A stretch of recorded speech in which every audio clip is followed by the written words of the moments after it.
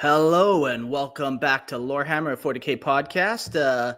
I'm your host Marquino. Joining me, we got the Puma in Chief, Christian himself. Welcome. Thanks for having me again.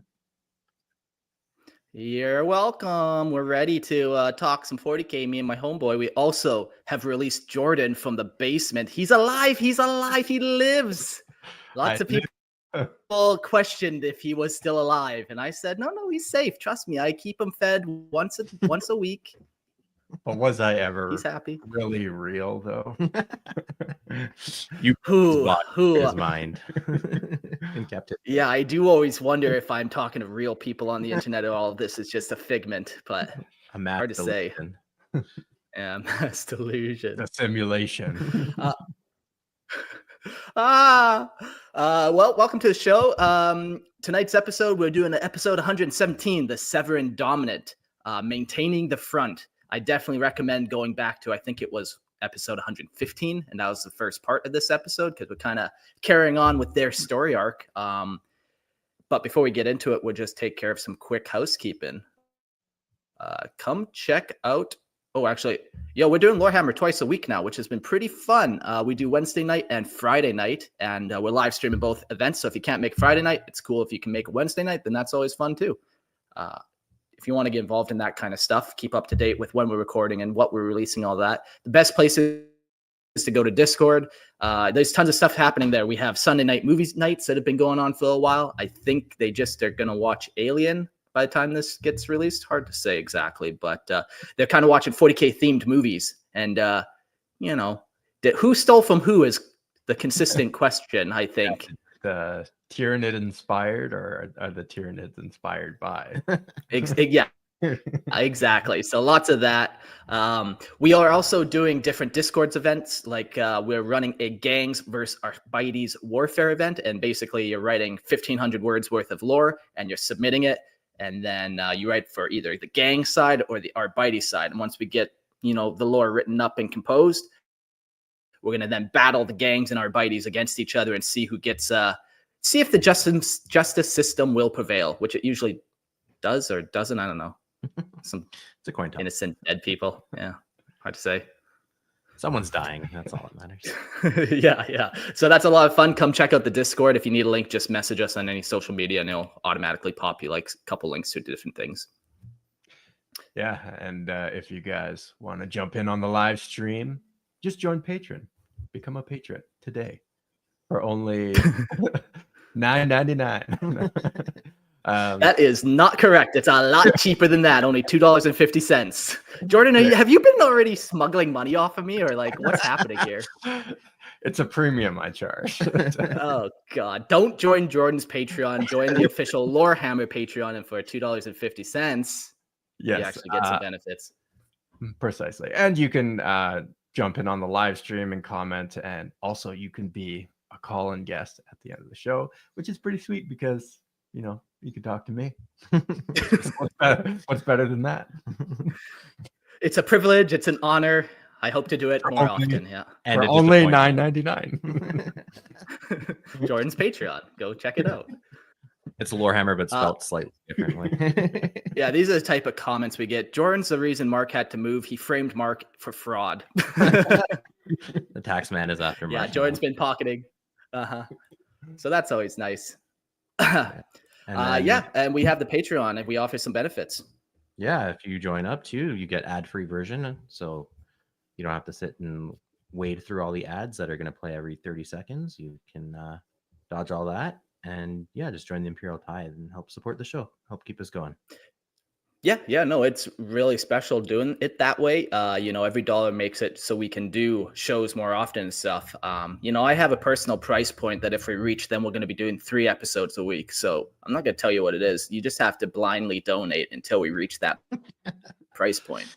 $1 billion. Listen, if 1/8 of the world gives us $1 each. Yeah. Or just stop giving money to Ukraine and give it to me for a hot minute. Just come on, let's do that. Just give me some of those Canadian tax dollars. Okay, so let's talk about the Severan Dominate. We got a huge episode ahead of us. We're staring down the barrel of like 23 pages of notes. So the sooner I struggle to read it all, the sooner we can all Go home. absorb it all. Oh, no, we're here to learn and have some fun, Christian. Why do you want to go home? All right. I'm going to give you guys a little recap for the last episode. If you haven't read in the episode description yet, I'll just read that. It will work nicely. Welcome to this episode where we delve deep into the complex dynamics of the Severan Dominate, a breakaway faction struggling for survival in the grim darkness of the 41st millennia.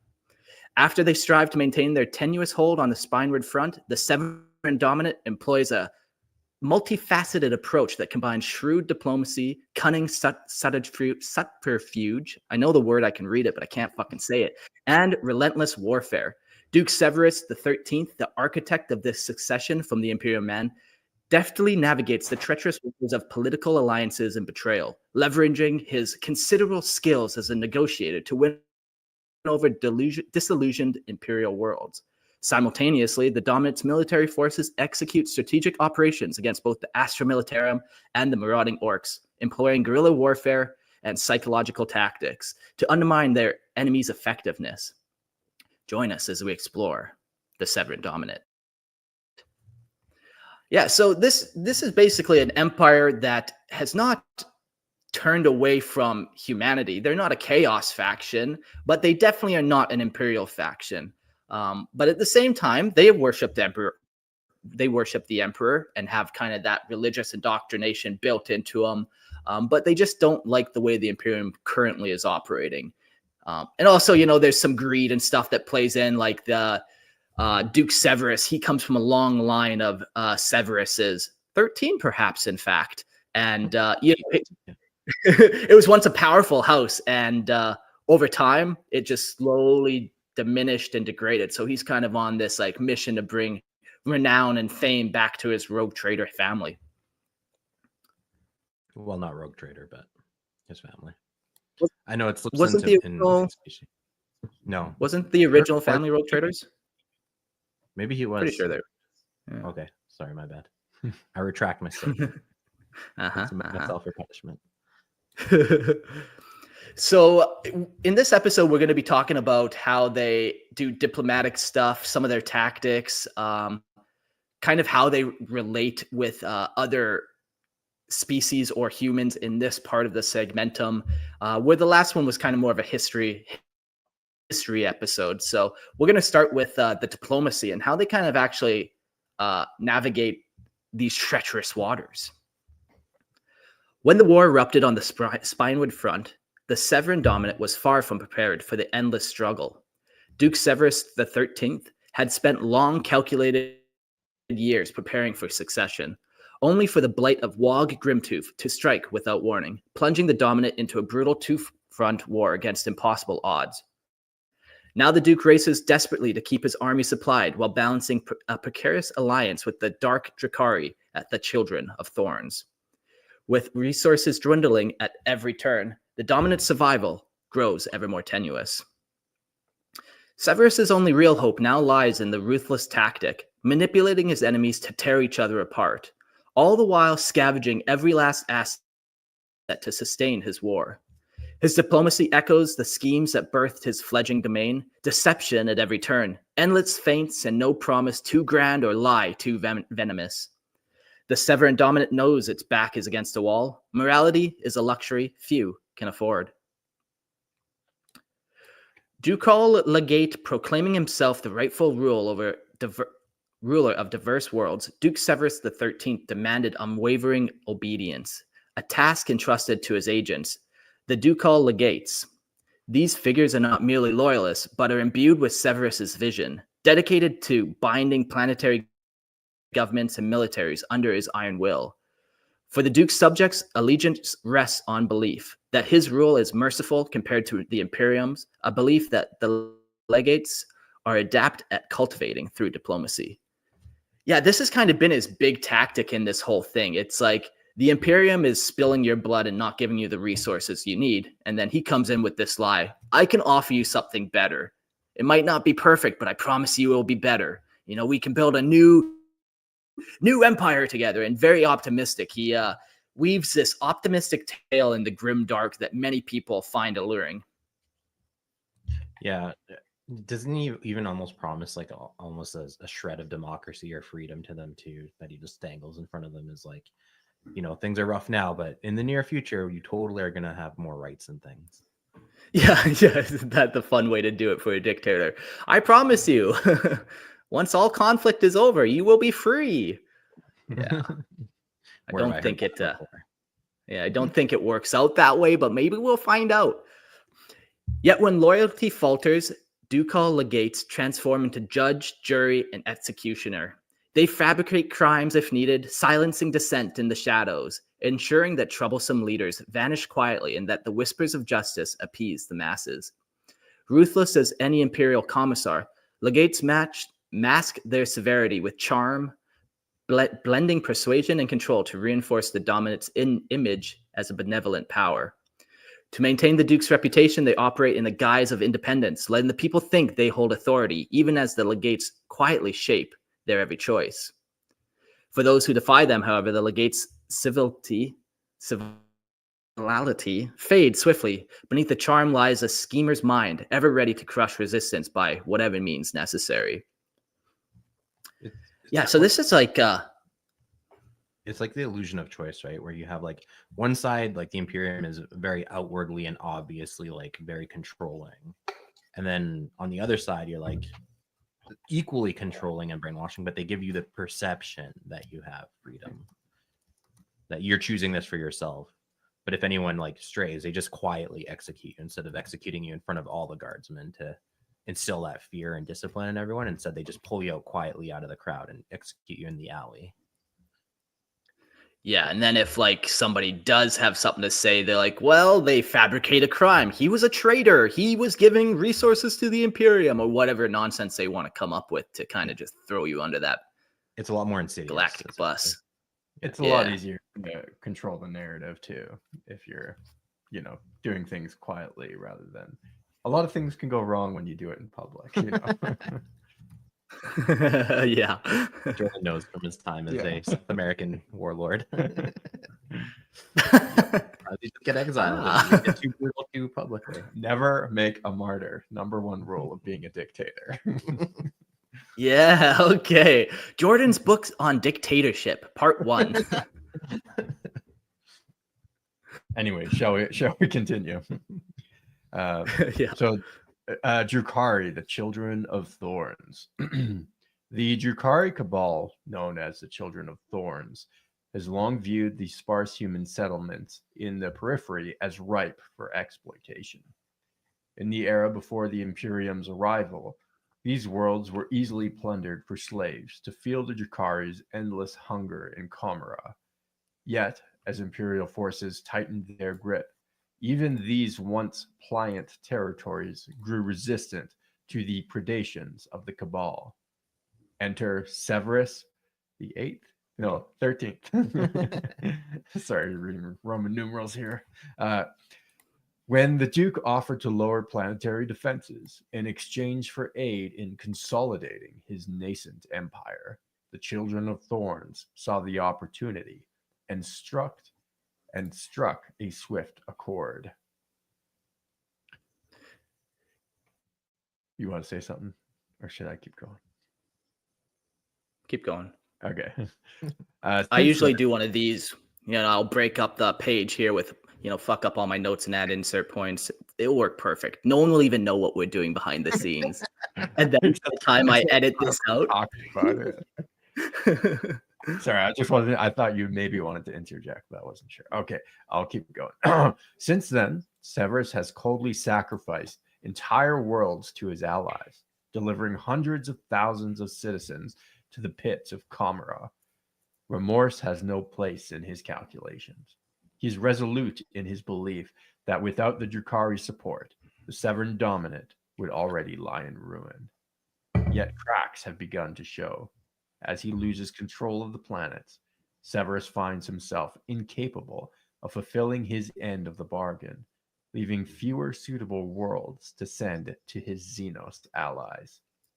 Already, the forces of the Imperium have reclaimed numerous systems, hardening them against further slave raids and limiting Drukhari opportunities for easy spoils.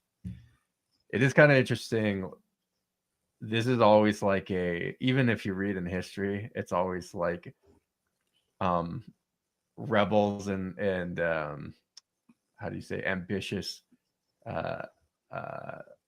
malcontents often Rebel will, rousers, I think.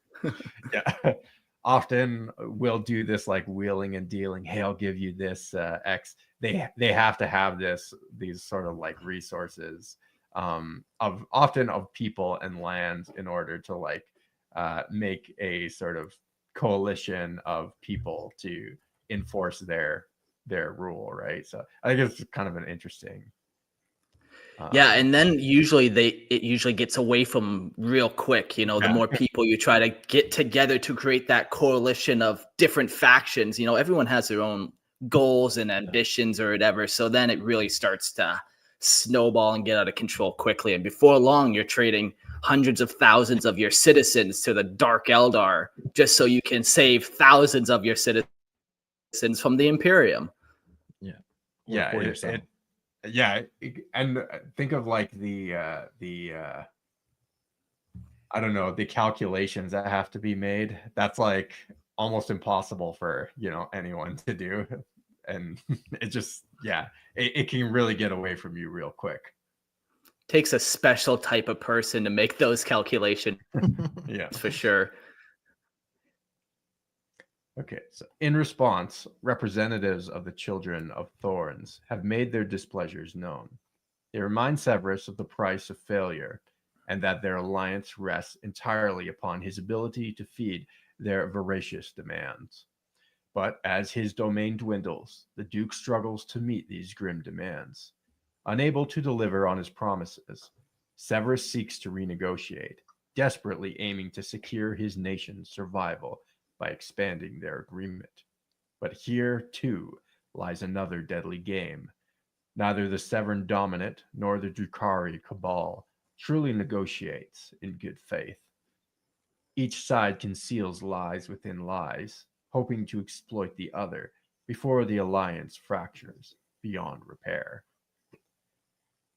The Dominate, wary of its allies' treachery, has fortified its remaining assets against the Children of Thorns, but this too is a temporary solution. The Cabal's technology remains vastly superior, allowing them to strike through the webway at will. Severus's forces, stretched thin by unceasing war, cannot maintain effective defenses indefinitely. With every raid, he becomes ever more reliant on the Cabal's so-called honor to strike agreed upon targets. Yeah, that's such a unique dynamic of like you have these guardsmen just hunkered down in the trench holding the planet, and you got the Eldar that can pop up at any time, any place, and you almost probably have these people in the trenches almost even like praying, hoping for the Dark Eldar to arrive, and never before has an Imperial citizen hoped that from a Dark Eldar. Yeah. Yep. Yet the Drukhari care nothing for his struggle. To them, Severus is a mere tool, an amusing pawn whose utility will end the moment they sense weakness. They exploit his knowledge and resources as they please, all the while expecting and nearly welcoming his eventual betrayal. Should they uncover undeniable evidence of his double dealing, they will turn upon the Dominate without hesitation, opening a new front that could spell its doom. In the shadows of this alliance, a further challenge festers. Severan Dominate citizens still cling to the Imperial creed, their faith making his alliance an anathema. Only the highest ranks within Severus's court are privy to the truth, while legates enforce secrecy and quash rumors among the rank and file. For now, silence holds. But should the Dominate's desperate ploys finally unravel, all eyes may turn to uncover the sinister ties binding them to the Xenos in their midst. Yeah, that's something that we forget too, is that the Imperial Creed still holds Xenos to be in contempt. So like not only is it morally wrong, obviously to us, that he's like giving away his citizens to be slaves, but the fact that he's treating with Xenos at all, and if his citizens find that out, like he'll have a riot on his own hands. Yeah, like how do you move a whole population of citizens to the Dark Eldar and give them away? You just accidentally like You- leave places unguarded. You're like, oh, we need all the PDF forces on this side of the planet, and then you tell the Dark Elder that that side's completely unguarded, and they go to town. Yeah, you think it is more like that? Like they're like the Dark Eldar, you actually have to actively go capture people. You don't think they're like lining them up onto ships and be like, "Oh, we're just shipping you to this new paradise world. Enjoy," and they send them to Korra. I mean, probably initially there was probably cases of that, but I mean, the Elder also revel in the hunt too, so it's not like it would be doing them a disservice to let them catch their own prey. You just make it easier for them. There's no risk to them. Yeah, it's like you don't want to like cage a lion because then he doesn't know how to hunt anymore. So you got to keep those Dark Eldar hunting down people. So when you call upon them for war, they're still fresh and ready to go. Yeah, exactly. I like either one is possible, but I imagine it's more, where he just leaves places for them to raid rather than like full on catching his own. But as long as none of them escape and they all end up in the hands of the Dark Eldar and there's no witnesses, then. But if you're taking hundreds and thousands of captives, you need guards, and then you have to make sure all the guards are on board with what they're doing, and it's an operation that gets out of control really quick. Yeah, absolutely. From basement to dictator. I Rise to Power, a story by Jordan. Perfect. Mark, you fool, you've unleashed the world to a second reign. Oh, no. The Severan Dominate also has some other problems, as we know. So they're fighting the Dark Eldar, they're fighting the Imperium, and they're fighting Grimtooth.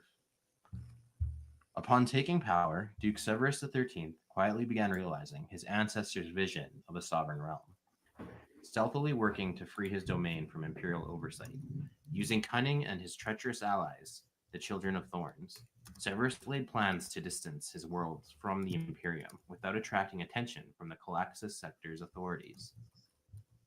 However, the arrival of the Ork forces in the Spinward Front introduced an unexpected threat, one the Duke was unprepared to handle. Severus realized that holding his fledgling domain might become impossible with the Orks looming, and feared calling for Imperial aid, which could unravel all he had schemed to accomplish. As the Greenskin menace expanded into a full-blown war, Severus faced a crisis. Reluctantly, he pleaded for aid from Lord Sector Marius Hax of Calixis, beginning a downward spiral into the disastrous situation that now engulfs the Spinward Front. Just from the last episode, we were talking about Sector Marius Hax and kind of his relationship with Duke Severus, and how they're both kind of playing this sketchy game back and forth with each other, playing each other against each other and the Imperium, where Lord Sector Marius Hax, he's like, he wants more resources for himself, more renown, more prestige. He's dealing with a lot of threats in this galaxy as well. So he's like, upping some numbers here, getting some more troops from the Imperium, or just kind of messing around like that way too. So even the Imperium is kind of worried about all the different factors going on here between the Wogs and all that. Hax knew about what Severus was up to, but willingly let it happen, which is treachery even in itself.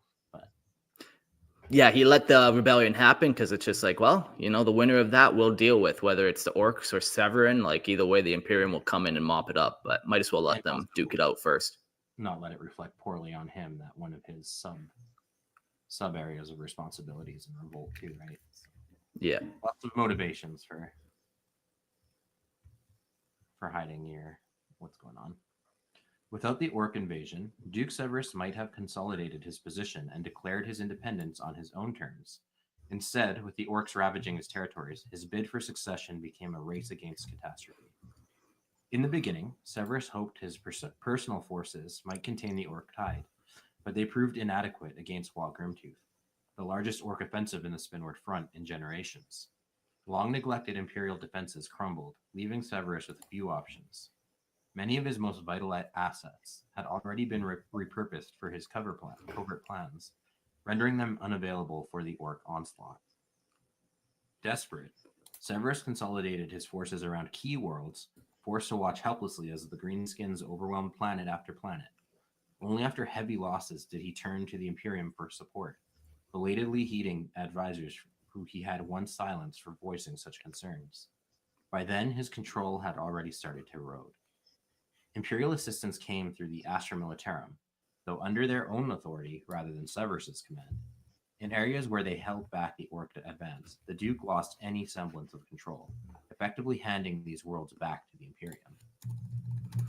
Man, it would just suck to be on any of these planets where it's just like, okay, whose side are we going to be on? Are the Orks going to take us and enslave us? Do we fight for the Severan? Do we, go fight with the Imperial Guard, the Astra Militarum? Like, there's no winning. There's just so many people here that all want this planet.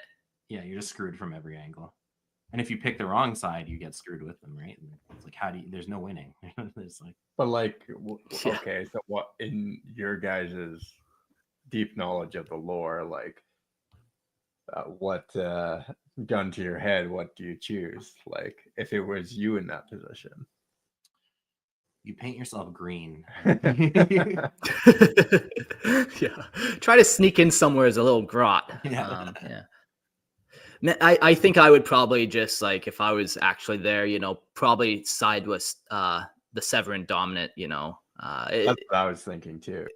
It's just more local, more familiar. Yeah. There's already been 13 generations of this family that has been, how many people have heard of that Sector Lord Hax, where, probably everyone there's heard of Severus XIII. So yeah, like better the devil, Yeah.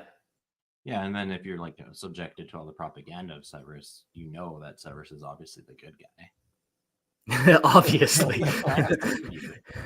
Because when you're a dictator, you know how effective propaganda. Yeah. So Very good. Yeah. Lord Sector Hax exploited this opportunity to reclaim key worlds and weaken Severus's grasp on his remaining territories. Some suggest Hax had long been aware of the Duke's treachery, but chose to wait for a politically advantageous moment to intervene. Beset on all sides by Orks, Imperial forces, treacherous Drukari allies, and marauding Chaos warbands led by Sektoth the False Whisperer. Did I say that name right? Sektoth? Yeah. Duke Severus had little choice but to openly declare his Severan Dominate. The Imperium responded, with Hax and Astra Militarum rallying to reconquer the Defiant Worlds and crush Severus's ambition. Meanwhile, the Ork rampaged on, seemingly indifferent to humans' politics. Their chaotic advance continued unchecked, sowing devastation across the periphery and beyond, a threat to both the Severan Dominate and Imperial forces alike. Yeah, Orks don't care, they're just there to fight anyone that pops up. Saying that he could not fight the Orks, Severus devised a new strategy, redirecting them toward critical Imperial targets, hoping that Imperial forces occupied with Greenskins would leave his worlds alone. However, corralling Orks proved challenging. Their star-traveling methods rely more on randomness than strategy, with rocks drifting across space on sheer luck until they crash into a battlefield. Though Severus leaked intelligence on Imperial weak points, the Orks disregarded his attempts, preferring to continue their chaotic rampage. Listen, guys, this is where we're weakest. We don't care. We're looking for a good fight. Yeah. If anything, they'll go after the hard target on purpose just to get the fight. Realizing his error, Severus shifted tactics, attempting to lure the Astra Militarum into Ork-controlled worlds through misinformation and intrigue. For now, he had succeeded in triggering several conflicts between the two forces. Whether this ploy will shield his ambitions or bring further ruin remains to be seen. Yeah, this guy just is manipulating everyone and seems to be doing it pretty successfully too. It would be interesting to see how he is able to have such a firm kind of grip. Is it just through that propaganda machine? Is it through people's desperation? that they kind of agree with them, just lack of knowledge? All of the above. All of the above, for sure. Because another faction that gets tangled up, as we've mentioned, is the Astra Militarum. And to Duke Severus XIII, the armies of the Astra Militarum are the most profound threat in the Spinward Front. It is not simply because they could overpower his strained forces, although they certainly could, nor is it only due to their ability to contain Wog Grimtooth or outmatch his Drukhari allies, the Children of the Thorns, who are limited to piracy and raiding under the Imperial's watchful eye. Severus fears the Astra Militarum because he knows the Imperium now holds him personally accountable for the succession of the Severan Dominate. Yeah, it's named after you, so I'd say, yeah, you're... It wasn't me, I swear. It wasn't me. In the Spinward Front, numerous factions vie for control of star systems, willing to secure their territories by any violent means necessary. Only the Astra Militarum, however, seem capable and likely to eliminate him directly. Severus understands that the Astra Militarum, unlike his other adversaries, might resort to assassination to achieve their goals. They recognize that without his leadership, many of the dominant factions might quickly surrender and pledge loyalty to the Imperium once more. Yeah, like if you don't have that guy at the top and then he's given the order to those legates or whatever they're called, who then monitor everyone, the whole thing just kind of crumbles. It's that house of cards. Sorry, and just help me here. Maybe you guys have covered this previously, but like, how large is the Severus Dominate compared to the Astra Militarum? Like, what? Like, is there a scale you can use? Yeah, we haven't covered it yet. I was thinking that was going to be part 3. They do list a bunch of different planets, and it's pretty cool. They break down the planets. They give like different planetary cultures. Just some more insight for you personally, Jordan. This faction comes from a role-playing game made by Fantasy Flight Games. So they went all out on the setting of this because they had to flesh out a whole setting for you to play with, where a lot of factions, they don't get into this political intrigue as much or the economics of the sector, that kind of thing. But yeah, they go really in depth into maybe at least 10 planets, I think, that I kind of counted off the top of my head there. But I think the sector is a lot bigger than that. It'd be cool to go through those Fantasy Flight Games book again and see if there's actually a map and see kind of the sector they're in and all that. But yeah, and the other important thing to remember is that no matter how big the Dominant is, the Imperium is always going to be bigger. So like, yeah, if the Imperium put its full weight on the Dominant, it would be crushed like easy. It's only because they're kind of in a bit of a backwater geographically, and because there's all these other threats happening at the same time. It's not really worth their time. And there's another huge threat happening in a neighboring sector. We talked about it too in a previous episode, that they don't really have the attention and resources to throw at him full scale. But if they did, he'd be done very quickly. So it's this conflict. Yeah, it's just there's just no real big point to commit huge resources because you're like, he's over there, he's going to stay over there. There's nothing really he can do much beyond just kind of maintain his empire. So as long as, whatever, leave him to his own devices for the moment. Despite his respect for the Drukhari and his rightful fear of the Ork horde, Severus remains utterly terrified that the Astra Militarum's relentless power. He knows that in an extended conflict, his forces could never hope to defeat the Imperium. Their vast resources are beyond his comprehension. His only hope lies in making his defeat so costly that the lives and resources that the Imperium finds it hardly worth the effort. Yeah, that's the tactic, I suppose. You hope you win a couple decisive victories where the Imperium's just like, they're not advancing, they're not devouring worlds like the Tyranids are. Let's just leave them alone for a minute. You know who else was like that? The 13 colonies. The British Empire is like, it's just how did that end? Blackwater. It's not worth committing all these troops to. We got real wars happening in Europe. And yeah, it's a funny perspective when you look from like the British side of history as opposed to the American side where, America that's like their mythos, that's their founding story. But to the Brits, they're just like, that's just another one of these fucking little rebellions that's happening. We got one going on in India. We got some going on in Africa. Like, they're just unconcerned. Where America, it's like all encompassing, you know. And I imagine it's much like that in this situation too, where to the Severan Dominate, this is everything, but to the Imperium, it's another fucking little star system. Another problem on someone's radar. Yeah. Despite his respect, I found that. Severus's best strategy is prolonged holding action. If he can delay the Imperium long enough, he may take advantage of the Imperium's attention being drawn to more urgent crises.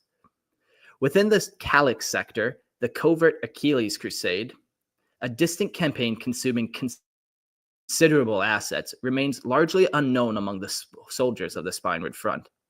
This shadow conflict could shift Imperial resources away, giving Severus a chance to survive. Yeah, that's that big kind of other conflict. Imperial engagement in this area, the Achilles Crusades. Similarly, if Wog Grimtooth bypassed the Severan Dominate, the threats of the Imperium directly, and threatens the Imperium directly, it might provide a perfect diversion. Thus, Severus's forces on stalling for time, hoping that such a crisis will force the Imperium to shift its focus. To hasten this, Duke Severus XIII had begun orchestrating his own chaos to lure the Astra Militarum elsewhere. Although his betrayal of the Emperor is now common knowledge, he maintains a network of powerful contacts within the Calix sector. He offers bribes and promises power to those who might create a disruptive crisis, one significant enough to pull Imperial forces away. If even troops are diverted, Severus could use the breathing room to fortify his holdings, preparing them for resistance against an inevitable assault. These promises should bear fruit, but might elevate certain Imperial contacts to powerful nobility within the Severan Dominate. Yeah, the comments. Orchestrated with Ork. Yeah, you get that kind of comment out of there. This is the comment we want. America, fuck yeah.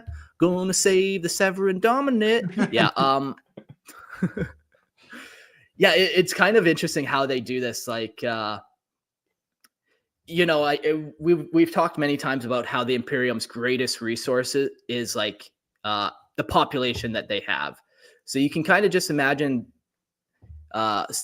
Duke Severus XIII just telling some worlds nearby, like, hey, just stop paying your people tithe.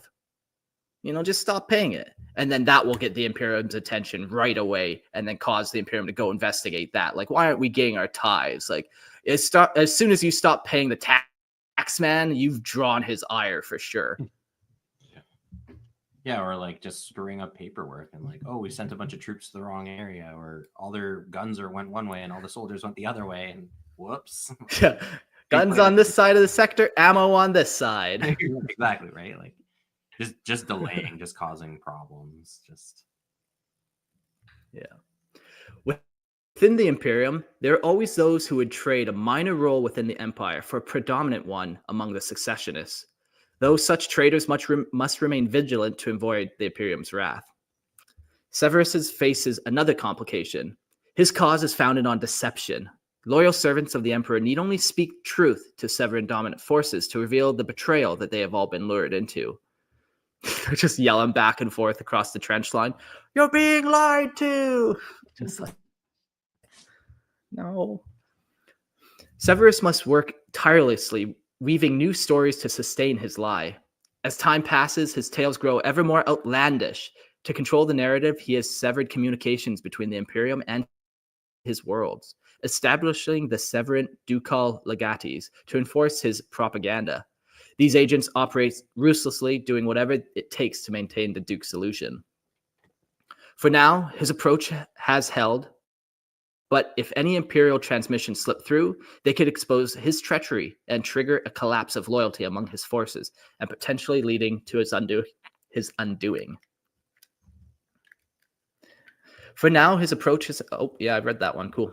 I'm reading the comments, jumping back and forth. North Korea versus South Korea, but 1,000 times worse. Yeah.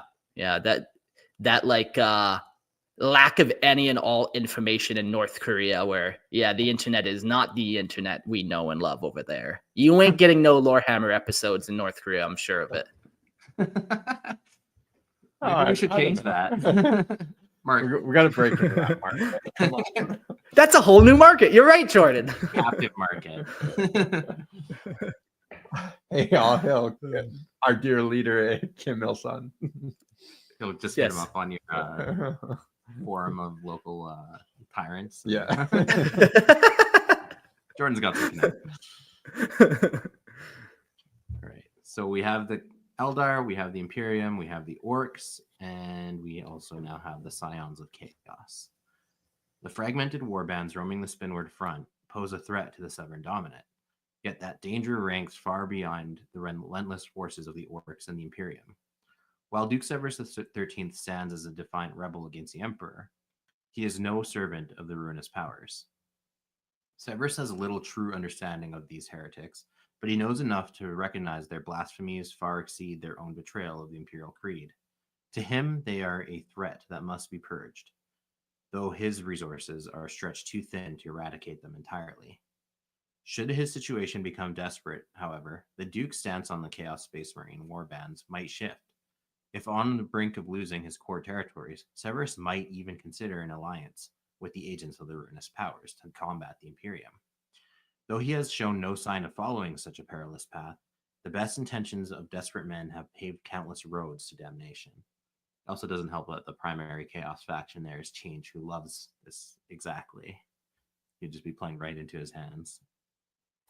Yeah, all the plots and schemes, he's just and yeah, that's a good thing to bring up, because the Chaos Space Marines and the warbands in this area are Thousand Sons descendants. So yeah, they're definitely been caught up in their own plots of rebellions and schemes of a better future that They were probably attracted there ultimately by- backfired. Yeah, I wonder if they kind of like I tried looking into a little bit more about them to figure out what their kind of goals and ambitions are, and like why they're actually in this area, but it seemed like it's kind of just chaos for chaos's sake. Like, you know, Change kind of pulled them there, and that's kind of now where they are messing around, because it's such a good environment for them. But I wonder if, like, you know, all his scheming has, like, inadvertently, regardless of he intended to or not, right? Kind of like if you created a pleasure cult, first it starts out as just like doing drugs and doing, you know, like lots of stuff. It slowly kind of attracts the attention of the gods, and then it could have started out just as you, like, following a carnal passion or hedonistic lifestyle, and then eventually the chaos comes in, right? It uses that as a way in. I wonder, even if unintentionally. Yeah. So, sustaining secession. Declaring independence from the Imperium proved far easier than maintaining it. Duke Severus XIII had spent years carefully cultivating the loyalty of numerous planetary officials, building up a hidden stockpile of supplies by siphoning resources from worlds increasingly dependent on outside imports. He directed the retooling of manufactoria from producing essentials to crafting the tools of war. That's a very common thing that countries even do during wartime. Yeah. These were It's kind colossal. of Go ahead. yeah, it's kind of cool how they built up these hidden stockpiles of goods well before the war started. And then, yeah, he's trading off to all these other imperial lords and stuff. Like, look at all the stuff we have. Look at all these goodies. Meanwhile, like, it's just this one little spot. It's just this one stockpile, but he's playing it off like, yes, every planet in our empire has this much wealth and resources. And then, yeah, you sign up, and then you're just sent to the factorum to make las rifles. And you're like, what the fuck?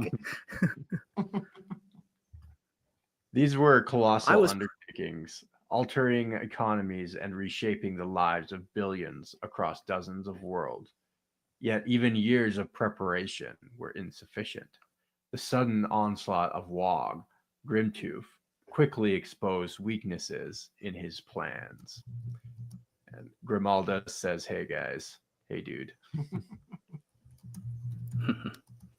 Hard-won reserves were depleted in battles against the Orks, and some were even captured, fueling the Xenos assault rather than the cause of the Severan Dominate. Then came the Astra Militarum, adding another layer of chaos. Although Severus had fortified some resources near the periphery, he had underestimated the speed and reach of the Imperial response. Key assets remained poorly defended. Scattered supplies fell to Imperial forces, and manufactoria essential to his war efforts were lost. In mere weeks, these events unraveled years of meticulous planning. The fledgling Dominate could sustain its forces and feed its people for a few solar months, but any prolonged resistance was unsustainable. Desperation set in. Severus convened with his closest advisors, pushing his astropaths to exhaustion with urgent communications across his realm. He even relocated personal luxuries to support the revolution. Still, his efforts barely scratched the surface. Cold reality dawned. The resources of both the Orks and the Imperium far surpassed those within his holding. Without external aid, his revolution would falter. Securing outside support came at a steep cost. To stabilize his domain, he needed allies, yet he had to ensure the fledgling nation could someday repay these debts. Severan leaders considered two primary options: trade or alliances.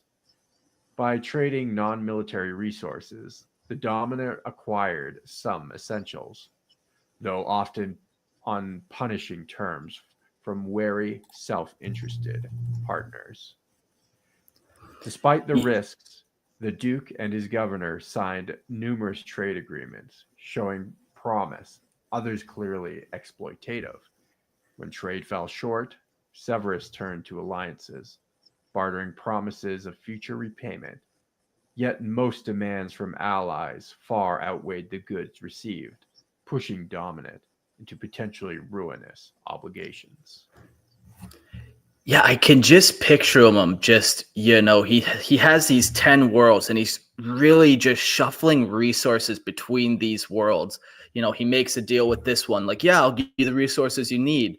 So he takes it from planet A and gives it to planet B, and then planet C is like, we need resources, so planet B's resources then go to planet C, and it's just like never-ending train of being able to catch up to the demand of this sector in the war.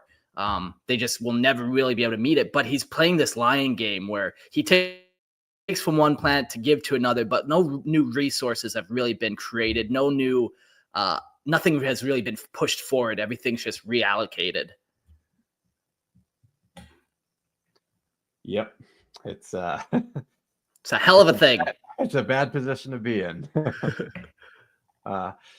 In fact, if the Dominant somehow holds its independence for a century post-war, only 2% of these favors would be repaid. These commitments almost guarantee millennia of servitude to treaty partners, even if they escape the Imperium. Yeah, so kind of damned if you do, damned if you don't. Still, Severus has no choice but to pursue every ally and trade agreement he can find. Current pacts alone cannot safeguard the Severan Dominate through this crisis. His authority hinges on the loyalty of planetary governors and the people whom he's convinced to support his vision, asking them to sacrifice against the Imperium's iron grip. But this cause stands on lies and half-truths. As he courts foreign aid, Severus must maintain these deceptions, even among his closest supporters. If planetary leaders were to uncover these staggering concessions made in their names, many might abandon his cause, fleeing back to the Imperium for the stability it still represents, despite its tyranny. Yeah, it's interesting, like, this family comes from those rogue traders and how willing he is to just trade with everyone, make all these different deals, regardless of how bad they are. It's this tie back to, like, not very many people, I think, are willing to negotiate and deal in the same way that he is, despite his lack of negotiating power, really. Yeah, he is able, though, to negotiate with a couple different people. He's able to gain some allies and extra resources. One of the big things that he is able to do, since he does have these rogue trader ties, and he's able to get other rogue traders onto his side. So let's talk about some of those guys first. Several rogue traders venture beyond the borders of the periphery subsector, where untamed worlds lie open for conquest by those with well-equipped vessel and resolve to wield it. Armed with a warrant of trade, these traders are generally expected to adhere to the Imperium's laws when operating within its reach. However, since the succession, a few audacious rogue traders claim that they now have full authority to conduct trade within the Severan Dominate. Just like Imperial Navy. Yeah. Just another market. Just another market. It's untapped. It's fine that they're all traders. It's fine. Imperial Navy officers are unlikely to support this interpretation, though open conflict with a rogue trader fleet is typically avoided unless all other avenues are exhausted. Two particular rogue trader dynasties, desperate, bold, or perhaps both, have begun dealings with the Severan Dominate, though neither has committed to military support. Each has initiated extended trade agreements. Their dynastic fleets transport goods from Severan worlds to systems within the Calyx sector. Officially, the cargo is sourced from remote systems outside Imperial jurisdiction, with assurances that no military grade materials are provided. Unofficially, it is clear that these dynasties either interpret their warrants of trade liberally or ignore certain responsibilities entirely. So, hold on, just before we get any further, I do have a question. Aren't they supposed to be technically like loyal to the Imperium typically, or is like, why does he think he can win them over? Yeah, so rogue traders, they have what's called the warrant of trade, and 10,000 years ago, the emperor signed a certain amount of them for these families, and basically the concept was like, you know, I have my armies in the Astartes, but now I need somebody to trade and build up empires, or, you know, not every planet needs to be conquered. Some just need to be talked to and provided the right incentive of material or stuff like that. So he gave these rogue traders basically unlimited power, and some of them even have the power to deal with Xenos and stuff. So, you know, after 10,000 years of kind of having this unlimited power and being able to kind of do whatever you want, you know, it just is kind of an extension of that. You know, they feel like they can just don't care that much. Yeah, they have a lot more liberty compared to like any other Imperial. Okay. Yeah. And like they're limits, right? Like they still, you know, have to work within certain bounds. But you know, who's gonna actually check on you, right? When you're given kind of like a free pass, if you choose to abuse it, like yeah, no oversight. Yeah, like there's only probably a couple people in the Imperium, like Inquisitors are probably one of them, that can actually kind of deal with them in any type of criminal sense. Like, you know, you just flash out that warrant of trade and you're like, look here, the Emperor himself signed this piece of paper. Like, I don't care what you say, planetary governor. I don't care what anyone says. The only people of power over them would be like Inquisitors or somebody of high rapport like that. A High Lord of Terra might have sway, but even then, you flash that warrant of trade to High Lord of Terra and you say, the Emperor signed this, and no one can really do much about it. Yeah. Grimaldus says in the chat, is there anyone that he won't deal with? I'm guessing he's referring to Severus. Yeah, I don't think there's well, actually, he seems to not want to deal with chaos. There is chaos in the sector. There's chaos warbands and stuff, and it doesn't seem like he wants to make too many deals with them. At least not yet. As we're kind at least not yet. Yeah.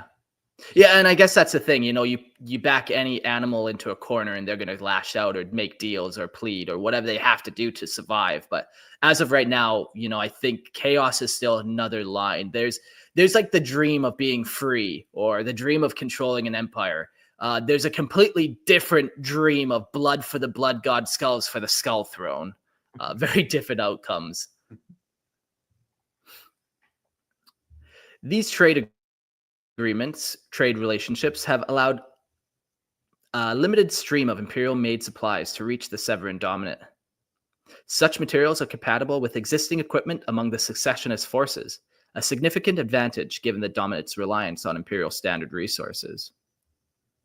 But these agreements offer at best a short-term fix. Rogue trader dynasties involved lack of the fleet capacity to fully meet Duke Severin's demand over time. Without substantial expansion their transport operations, the Severan Dominate will soon need to seek new allies and additional support to sustain the rebellion. Mm-hmm. They kind of need them because, like, they will run out of everything if they're just on their own completely. So they do have a trickle of resources coming in from outside, but it's obviously not enough, right? Like, we need 100,000 las rifles. Okay, well, here's 1,000. That's the best we could do for now. You have to wait next month for another 1,000, right? So it's just this constant balancing act of resource. Yeah, he's playing like the ultimate like resource management RTS right now. Yeah, Aren't we just all? aren't we all? So let's zoom out a little bit into the Scarus sector. The warp conduit to the neighboring Scarus sector offers Duke Severus XIII and his followers a valuable yet precarious lifeline, providing an alternative route unchallenged by Imperial forces. This unimpeded access raises a critical opportunity for trade, a route some of the Duke's advisors speculate remains unopposed due to the influence of Lord Sector Marius Hax of Calixus. Whether out of ego or calculated plan to concentrate Imperial resources within Calixus, Hax may be keeping the rebellion as an isolated sector matter, rather than elevating it to a threat against the Imperium at large. Unless the authorities in Scarus sector take decisive action to seal off the conduit, this warp route remains a potential channel for supplies between the Severan Dominate and outer Imperial territories. Officially, trade is prohibited, but unofficially, many void ships and even independent traders circumvent these restrictions to exchange goods across the passage. Scarus sector's leadership may even remain unaware of the Severan Dominate's existence, resulting in relatively unchecked trade between the periphery worlds and systems beyond. Yeah, this open route is also like an access point, which like stops the Imperium from being able to like cut them off like North Korea completely, right? They can set up embargoes or whatever, but there's a kind of a back way in that's relatively unguarded. Then obviously they'll be able to get supplies and things in and out. Yeah, which makes sense. Yeah, like, and if in a lot of like embargo situations or sanction situations, it's like, you know, Iran always somehow ends up with U.S. military hardware. How did that happen? Yeah, it's Weird. like, well, that's so weird. Even though they're like your greatest enemy or whatever, right? Yeah. Like it's trade is still happening. It might be more cumbersome, but you can't. There's really a way stop around it. Yeah. Yeah, this is kind of a cool little warp route that they have, this stable little route that they can kind of go in and out of for sure. We mentioned it on the last episode. We didn't really have a lot of details yet, so it's cool to see it kind of get a little more expanded upon. I kind of just picture, you know, we've mentioned or compared these guys to the Tower Empire a handful of times and the Damocles Crusade, and how, you know, one of the reasons why the Imperium hasn't wiped them out is because there's a whole warp storm, this unnavigatable part of space that you can't really get through easily, that kind of keeps them safe. So seems like that's how you do this as a fledgling empire in the galaxy. You find some type of warp rift and you hole yourself up inside of it, and then hope to God the Imperium doesn't find you. That's how lots of pirates too like live in the Imperium, right? Like, and even like even the Maelstrom, right? Like, it's a mine. It's not as big as the Eye of Terror, but it's another kind of warp storm that pirates like the I just forget the name, Red Corsairs keep hiding in, right? So there is an element of truth where you kind of and a lot of guerrilla forces actually do that, is they rely on the geography to fight their battle, right? Vietnam, Afghanistan, like you use the hostile environment. Canada. Not yet, but soon. Yeah. The cold winters, man. Cold winters. Yeah, but you have to leverage like the environment to help your side, because you don't have the resources to fight like a toe-to-toe battle, right?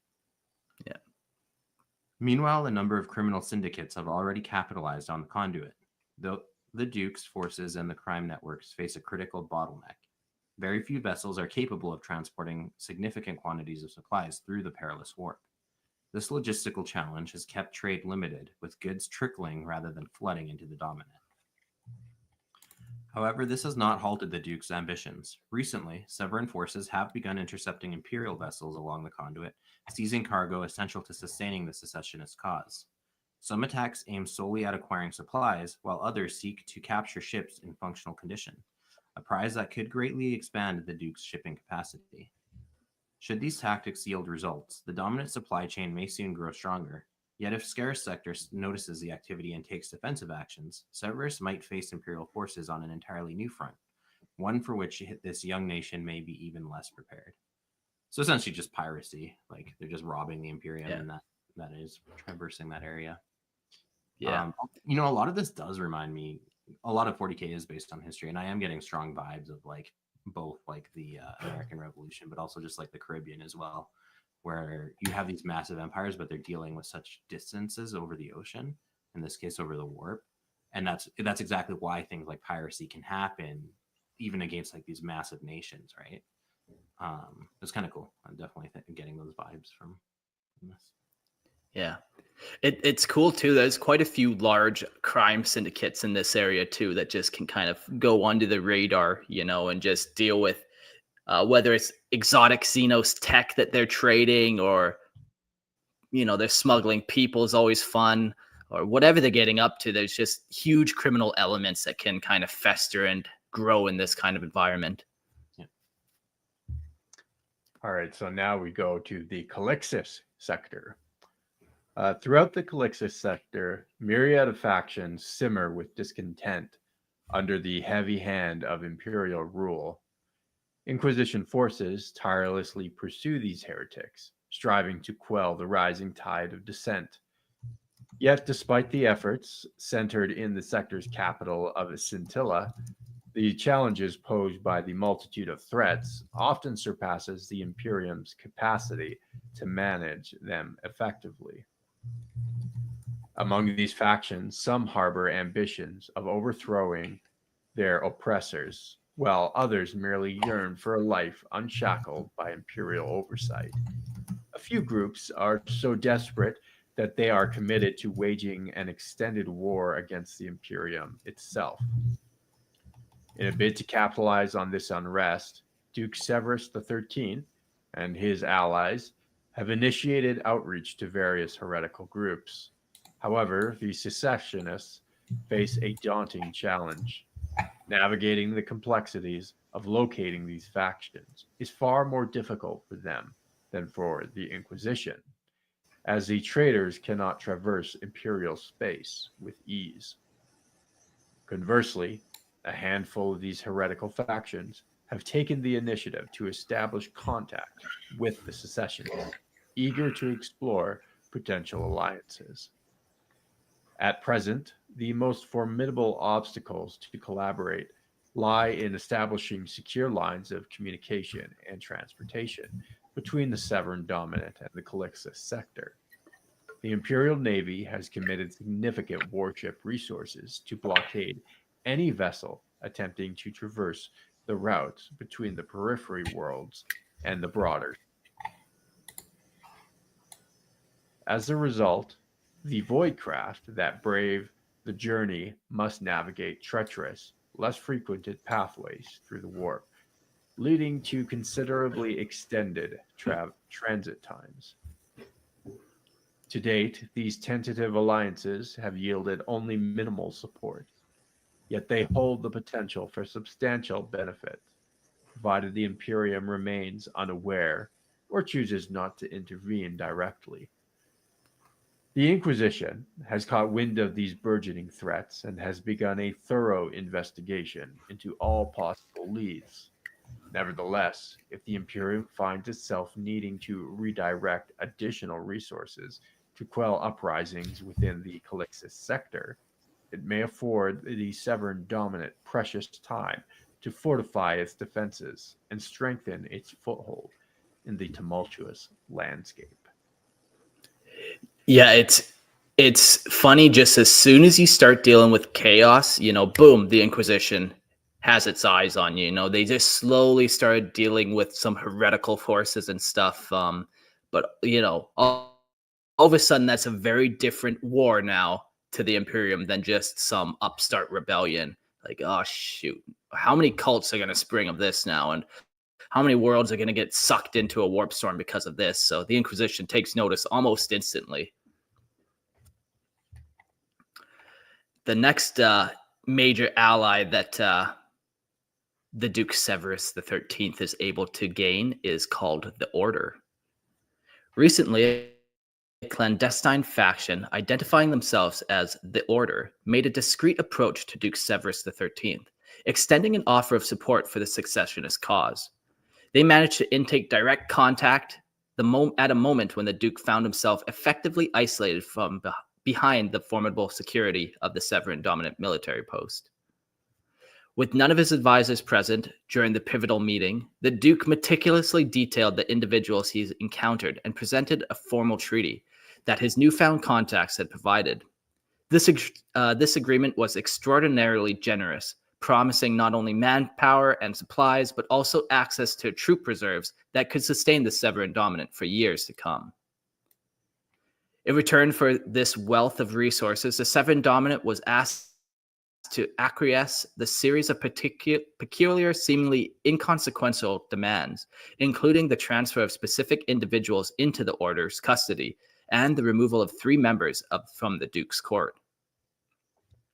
After signing the treaty, the Duke presented it to his advisors, yet communication from the Order has since dwindled. He remains adamant that the meeting occurred and that the opulent scroll work of the physical treaty serves as a compelling evidence of the arrangement.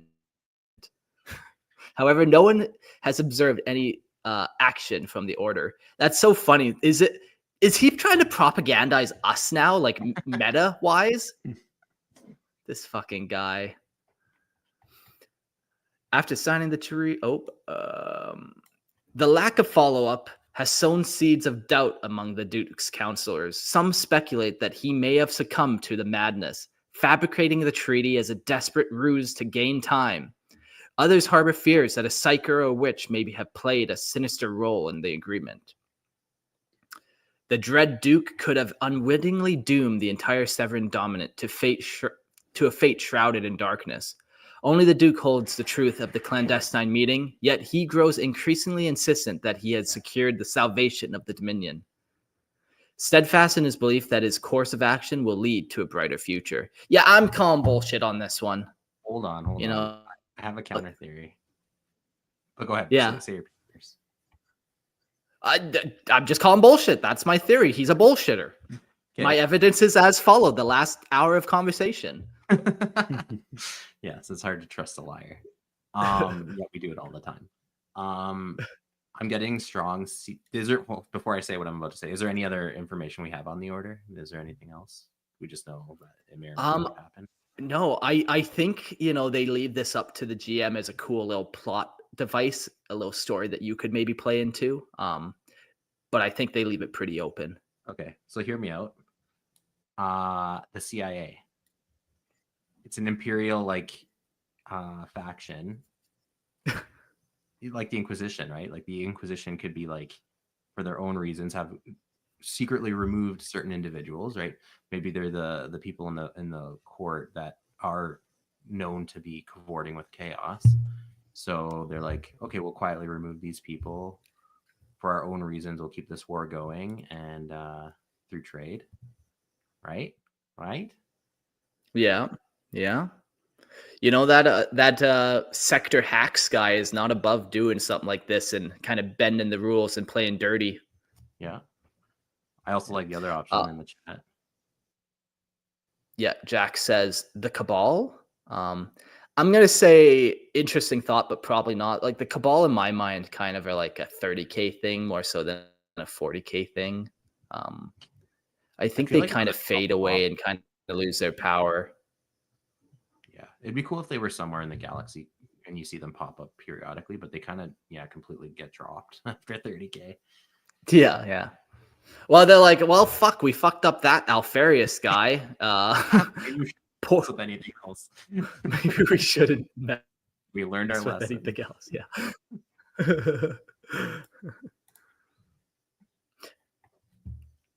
Yeah, the order is definitely an interesting thing, and yeah, I wonder if they come up again. It's fun doing some episodes where we're all learning about the topic together as we read and stuff. But I think they were kind of a plot point for a GM to kind of introduce some type of sneakiness or some type of just underplot. Yeah, another kind of tool for the GM to use.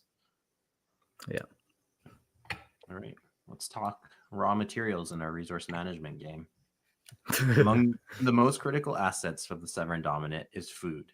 The populations of its worlds must flourish and grow if they are to sustain the ongoing secession, having already sacrificed millions of lives. They know that countless more will inevitably be required. Despite these losses, the traitorous worlds possess barely sufficient agricultural capacity to feed their current inhabitants. To foster a level of population growth that can offset the casualties of war, Duke Severus XIII has begun to implement sweeping reforms in agriculture and food production. And by that, he means just like... It sounds like a leap forward of some kind. Yeah. Leap.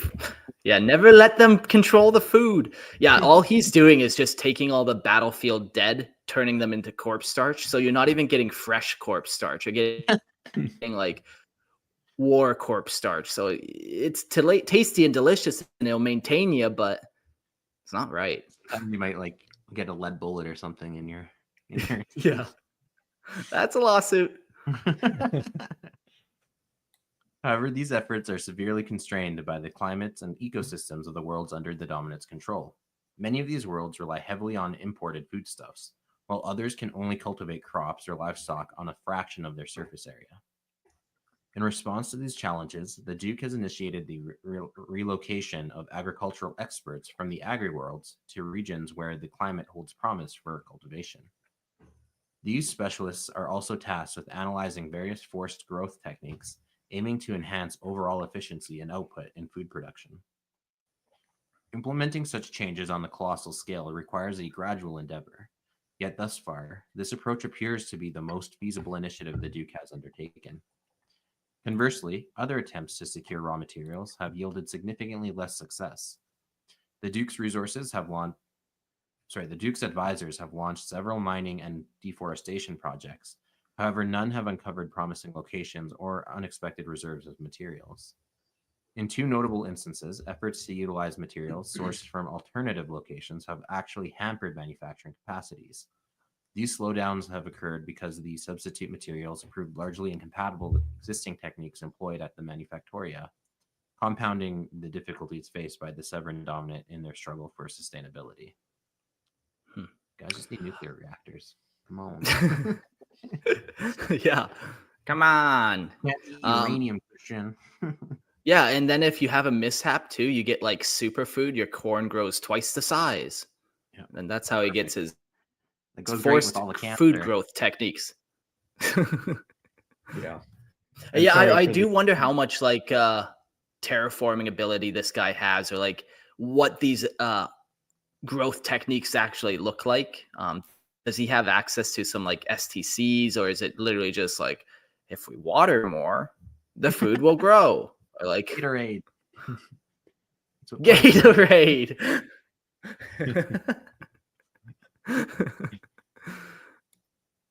All right, shall we move on to manufacturing goods?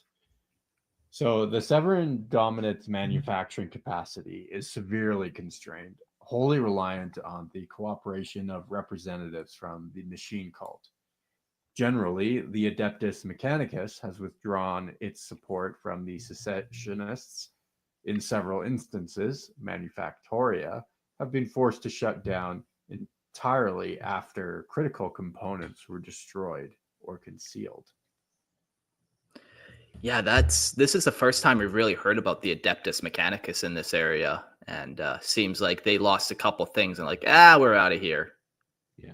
Adios. You destroyed my cool factory. Adios. Yeah. Or they broke it themselves on purpose. So like, yeah, we're not taking part in this. Yeah. In many other cases, unskilled laborers now toil within the vast manufactoria, operating without the supervision of tech priests. Tragically, numerous workers have already lost their lives due to malfunctions arising from negligence and improper use of equipment. To address these dire challenges, Duke Severus XIII and his advisors have sought out individuals who have severed ties with the Adeptus Mechanicus, including heretics. Unfortunately, this has often left the secessionists reliant on unstable madmen, whose priorities lie more in their own twisted experiments than supporting the Severan Revolution. Man, Severus really just will ally himself to anyone. Yeah. I feel like chaos is coming. He's gonna go to chaos. Yeah, there's been a couple more hints of it dealing with heretics and stuff, and yeah, it's only a matter of time, eh? You know, heretics don't necessarily also have to be chaotic either, like Severus. They could just be outcasts from the machine cult specifically. And likely like free thinkers and people who are like want to pursue their own ambitions would be the perfect people to fall into that group, along with the madmen. That's kind of cool though, that there's so much room there for like maybe like for models and things like that you could do with the dominant, right? Like you could have like jacked up super soldiers that some heretic biologist created just on a whim, or like fancy tanks that some guy invented, right? Yeah. Like one-offs that are like super powerful and maybe unstable, and it's like that balance of like, okay, we deployed this super tank and it like is really devastating, but then all of a sudden and for no reason at all it blows itself up in a nuclear blast or something. Like, perfect. That's all a part of the design, I'll have you know. Yeah. And Grimaldus in the chat says mad and free thinkers has always been a fine line. Very true. Yeah.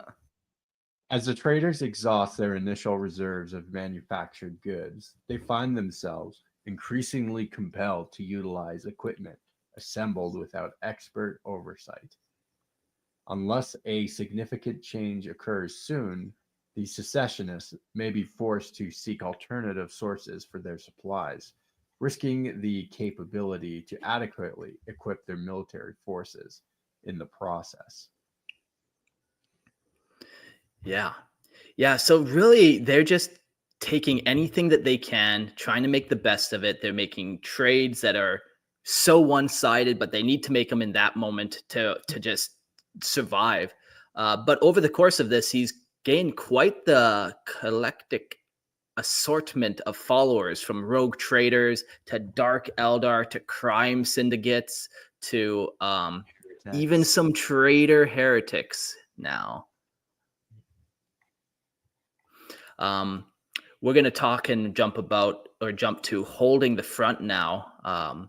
You know, every war has its front line, and we've kind of got a lot of this back end dealings and how, you know, you feed some of the people, but how are they actually holding these front lines? Like, they got the manpower kind of, but there's other ways to do it than just sheer bodies and walls of people.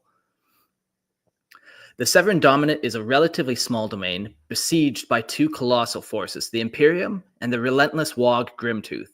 Additionally, various smaller factions, including Chaos Warbands and the Dominate's supposed allies, the Children of the Thorns, have targeted its dwindling resources. Yeah, that's funny. It's like, where do you draw the line with the Children of the Thorns? Like, did we give them permission to raid that planet and take all those citizens? Like, no, but we don't have the time right now, so let's just let them have it and hope that they their enemies at some point here. Yeah, maybe the next trade agreement will bring that up. Like, hey, you took this planet over here and we didn't say nothing. Come on, hook us up. Yeah.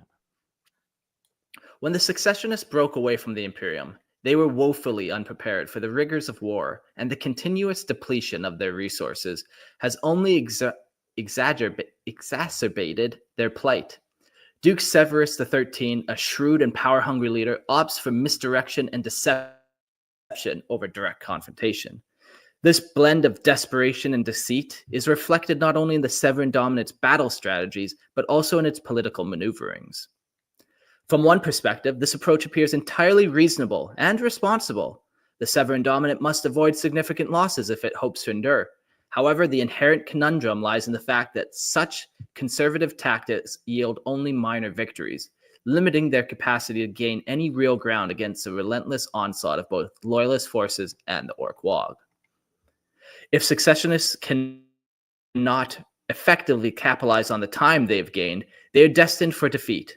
Duke Severus's military advisors have raised this concern repeatedly.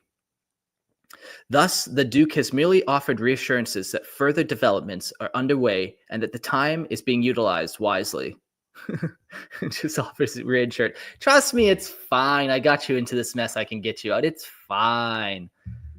Meanwhile, he's playing Minesweeper on his computer. Believe me, time is being used wisely. Wisely. Yet Imperial sources remain skeptical, unable to confirm that any such efforts will yield any tangible results within the feasible time frame. The order doesn't exist, I swear it. The war rages on across multiple fronts, but unless something substantial shifts in the coming months and years, the outcome appears increasingly foreordained. That's an interesting thing. It just seems like they have enough manpower, enough kind of ways to deal with things, but they just can't get that decisive victory to advance anything. So they're just slowly bleeding their resources. And Ursat's in the chat says Age of Empires for tactical research. Which one though? 1, 2, or 3? 4, actually. I don't know about more that. Than that come on, guys. We're 90s kids. We when was the last time any of us played video games? I did actually download it on my phone. They have Age of Empires on your phone. It's so crazy how like full PC games are like on your phone now. Is it like OG Age of Empires? No, it's a little different. Okay. It's close enough to get you off, though, I'm sure. Ursat's insists it's number 2. Yes. The next comment: play Space Marine 2 to learn the Empire's tactic. Drop pod in super soldiers and call the problem solved. Yes, solves all problems. All right, let's take a closer look at their defensive efforts. Each world within the Severan Dominate is an invaluable asset, contributing essential resources crucial for sustaining the war effort. Some planets yield raw materials that can be transformed into vital weaponry on other worlds, while others primarily provide the manpower needed to bolster the ranks of the secessionist armies. In a conflict of this magnitude, every contribution is paramount. For the secessionists to triumph, every commodity sacrificed in the name of war must exact a heavy toll on the enemy. The Duke has tirelessly preached his philosophy to his military commanders. In at least 4 instances, he has recalled commanding officers for what he deemed excessively bold actions in various theaters of war, despite those actions achieving notable success. It is abundantly clear that the Duke's military philosophy is inflexible, as he steadfastly refuses to heed the counsel of those with superior tactical training and insight. This has severely restricted the operational flexibility of his subordinates. We'll just jump back to Ursat's comment real quick. Apparently, all you need is 3 Space Marines for that to work. The whole drop pod in and take a planet. Now, I heard someone on Reddit one time did an actual count of how many Space Marine corpses. Mark, yeah, that's your first problem. Is you heard someone on Reddit. Yeah. No, typically they're retarded lefties, but in this case, I can assure you that the man did the math. He had photographic evidence of all the corpses he came across in that game, and I forget the number that he counted, but I think it was close to like just about a full company. It was somewhere in that 70 range mark. That were actually killed on that planet during that Tyranid invasion. So, internet, it's a fun place. People get up to all types of things they shouldn't. Yeah. Time waster. When we played Space Marine, Mark, Dawn of War, I was tallying all the Space Marine casualties. Because, you need to know what's an sustainable casualty rate for Space Marines. Yeah, that was nasty of us. We're playing Dawn of War 2. And we put on like the hardest difficulty, which is like every loss of a guy, we're like, no, he had a name and a backstory. Tally it down, ring the bell, the toll of heroes. Yeah. In response to this crackdown, many officers within the Severan Dominate have adopted an exceedingly cautious approach to their tactical decisions. With few exceptions, the secessionists have redirected a significant portion of their forces toward constructing bunkers and other defensive structures, viewing fortifications as the foundation of their strategy. Offensive maneuvers against Imperial forces have become increasingly rare compared to the early stages of the conflict. In several instances, commanding officers have taken this defensive posture to an extreme. Sorties and reconnaissance missions have been all but eliminated, with the secessionists conceding any claim to aerial superiority. Military units that would typically operate vehicles have instead dismantled their war machines, repurposing the components into static defensive emplacements. So they're just really fighting a defensive war. So it's like every loss is a loss, but they're not gaining ground. So yeah, the timer's ticking. You can definitely see that on the battlefield. Yeah. Such decisions have undoubtedly made the defenders more vulnerable to well-coordinated assaults. However, the secessionists have also incurred significantly fewer casualties under these orders. Yeah, they're just digging in their heels and making the enemy come to them. While it seems unlikely that the Severan Dominate could emerge victorious with the strategy, they appear less likely to suffer immediate defeat, provided they can maintain the integrity of their supply chains and ensure their continued flow. Maybe the Imperium will just go away. Maybe. Not likely. That's yeah. Got a couple comments just back on that Space Marine 2. Bro, a full squad is just too OP. Or they can just send in Kato from Bolt Gun. That guy's pretty wild. Must have been scouts, Grimaldo says. I did pull up that Reddit post, Jordan, this useful piece of information. So the captain of that game was giving a speech on the flight deck near the midpoint of the story. There were a total of 87 Marines present, which made me wonder, is that an inclination of how many have died so far in the campaign or not? So then the next guy says, basically 1/3 of the company dies. So I said 75, but it's 25. I kind of flipped my numbers around. But yeah. All right. Minimum waste. Good timing for that. In alignment with the strategy of maintaining a robust defensive posture, the Duke has issued a resolute command. His forces must avoid unnecessary losses at all costs. This directive extends not only to the soldiers, but also to their equipment and the vital resources they protect.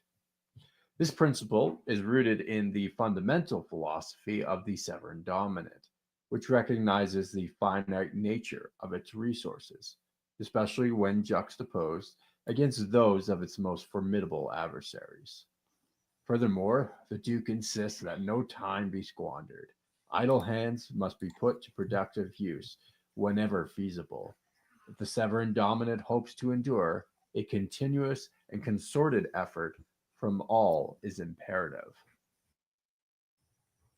Yeah, waste not, want not. And by the way, you got to work 25-hour days just to keep the war effort going. Enjoy. Yep. Ain't no rest for the wicked. This marks a significant departure from the tactical philosophy instilled in many officers trained under the Tactica Imperialis. Traditionally, many Astra Militarum commanders relied on overwhelming numbers to achieve their objectives. With commissars notorious for executing soldiers who exhibited hesitation in battle. The secessionist forces both rejected these methods. Instead, they strive to rehabilitate troopers who display signs of cowardice or betrayal. When possible, wave tactics are supplanted by strategic artillery bombardments. In this spirit, soldiers of the Severan Dominate and their civilian counterparts are never permitted to stand idle. Their daily schedules are meticulously organized, leaving little room for downtime. Between deployments, secessionist troops are frequently assigned to duties in manufactoria, agri-worlds, and even mines. In many cases, products emerge from manufactoria are only partially prepared for combat, enabling machines and laborers to engage in other tasks. Consequently, soldiers must invest additional time in unpacking and completing the preparations of their arms and munitions before they're battle ready. Ursat's comments, we somehow got 25-hour days in Japan, so seems a bit easy on the population. Now, I don't know if you're trolling me. If you does Japan have 25-hour days? Are you fucking with me, Ursats? What's happening over there? What are you Asians up to?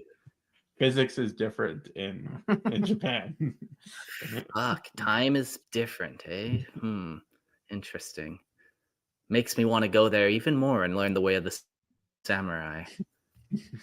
Time also works differently with lawyers too. They can charge you for more hours that there are in the day. Indeed. Neat. Typically, this preparation occurs during intervals that might otherwise be reserved for drills or physical training, often involving the lifting of heavy crates, which serves as an adequate workout regimen. That's what I do. Troops are also trained to salvage materials whenever possible. Leftover food is conserved and repurposed, and damaged equipment is generally repaired rather than replaced. This has resulted in secessionist soldiers donning threadbare uniforms and relying on well-worn gear. These issues are largely superficial, only surfacing during formal inspections. However, few soldiers possess the requisite training to conduct effective field repairs as time progresses and equipment continues to surpass its intended lifespan. The traders are increasingly burdened with unreliable gear. Yo, Chris. So, like, you've seen pictures of these guys, and maybe I'll pull up a picture for everyone else here. But they always look so sleek and clean and organized and regimented. Is that like the propaganda front that they put forward? Because, like, you know, the more we read, they're like, they don't have anything. You know, everything's falling apart. They're salvaging stuff. Like, Yeah, I always pictured them, and like I hadn't never done a deep dive on them before, but yeah, I picture them as being very regimented and almost superior to like your regular guardsmen, just based off the picture and their equipment that they have. You know, marginally, they're not like super soldiers themselves, but they're wearing like flak armor, but they look more like Kasserkin, with very strong like Roman like flair. But yeah, I don't know if it's just propaganda or maybe his elite corps soldiers look like that and they're the ones that go out on parades and stuff and they look really good and clean. Meanwhile, the guys on the actual front have nothing and they're like barely keeping their rifles clean and together. But yeah, I just pulled up and shared my screen here for anyone in the live stream or watching YouTube. Here's kind of the standard picture I see when I picture them. And yeah, they look like heavily armored guardsmen. Even their las rifles look a little more like beefy and stuff. Yeah, advanced. Yeah, they definitely look. They look like decked out Kasserkin more than anything. Yeah, and even the fan art for them too. It seems like they're always kind of looking clean and crisp, and not kind of this picture that is typically painted, or that is pictured or is painted verbally for us. You know. Yeah, so who knows if it's like you said, Mark. And part of that would be propaganda, right? Like how many big troop displays. Now that's propaganda right there. Woo-wee! How many close that one down? Displays do they do? You know, like especially forces like North Korea that like to do these big grand parades, right? Just to flex. You know, maybe that's where they keep all their clean uniforms and like good looking stuff to get the population like everything's under control. Don't worry, look how superior our military is. Meanwhile, actually, again, on the front lines, they're suffering. Yeah. Also, I guess while we're in this interruption to address the question of the Japanese clock, if Reddit is to be trusted, often it's a way to not get confused. Like if 12 a.m. and 12 p.m., they like almost resort to a beyond 24-hour clock, 12-hour clock, I guess. So like if your bar is open till 2 a.m., for example, instead of saying like they'll say it's open at 26 hours. And then also I guess there's a cultural perception of the night actually being an extension of the day before as well. So interesting. they don't actually go into an advanced time because they would be on a clock like over time that would add up and they'd be like weeks and months ahead of everyone else. Yeah. You could just slightly speed up the seconds, I guess. Every second is really just a fraction. Yeah, it's just like slightly faster. Yeah, Reddit can be trusted. We know that, and they can definitely be trusted when it comes to weeby Japanese stuff. And Space Marine casualties. Just another... Yeah, and Space Marine casualties. We got another quick question here. Does Commissar Severina Rain ring a bell to anyone? Yeah, she's like a named character that came out, I don't know, let's call her 3 years ago, an Imperial Guard Commissar. Is she a Commissar? Yeah. I really don't know much about her. She's like a new character, and she's a woman, so I don't really care. Yeah, I don't think, obviously the name, I think Severina comes in the Severan Dominate, but I don't think they have anything to do with each other. Severus, no, is just definitely a not. Roman name that everyone likes to use. So, Ursats, you're trolling me now. We don't really have stars, so nothing really turns off Ursats. This is your first and only warning. I'll believe anything you tell me, so be careful. Okay, shall we continue? This tenet directly conflicts with the Duke's alliance with the Children of Thorns. The Severan Dominate has willingly sacrificed a substantial portion of its holdings, including its citizens, to satisfy the cruel whims of the Xenos.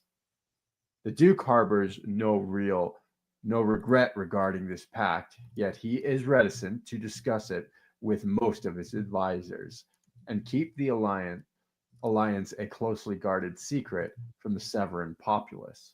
Should news of the agreement and its ramifications leak, it could severely undermine his authority among his citizens and many of his line officers. Mm-hmm. Yeah. That is true if you lie on a grand scale to your people and they find out about it. They typically don't. They don't like it. Another one of Jordan's lessons learned in his book. Lots of mistakes were made in Jordan's tyranny, but thankfully the people didn't have a say in it. So no harm, no foul. All right, let's look at some other tactics on the battlefield. Redirect the attacker. The arrival of Grimtooth marked a pivotal moment preceding the deployment of the Astra Militarum to the Spinward Front. Before this Ork invasion, Duke Severus XIII had not fully prepared to initiate his secession from the Imperium of Man.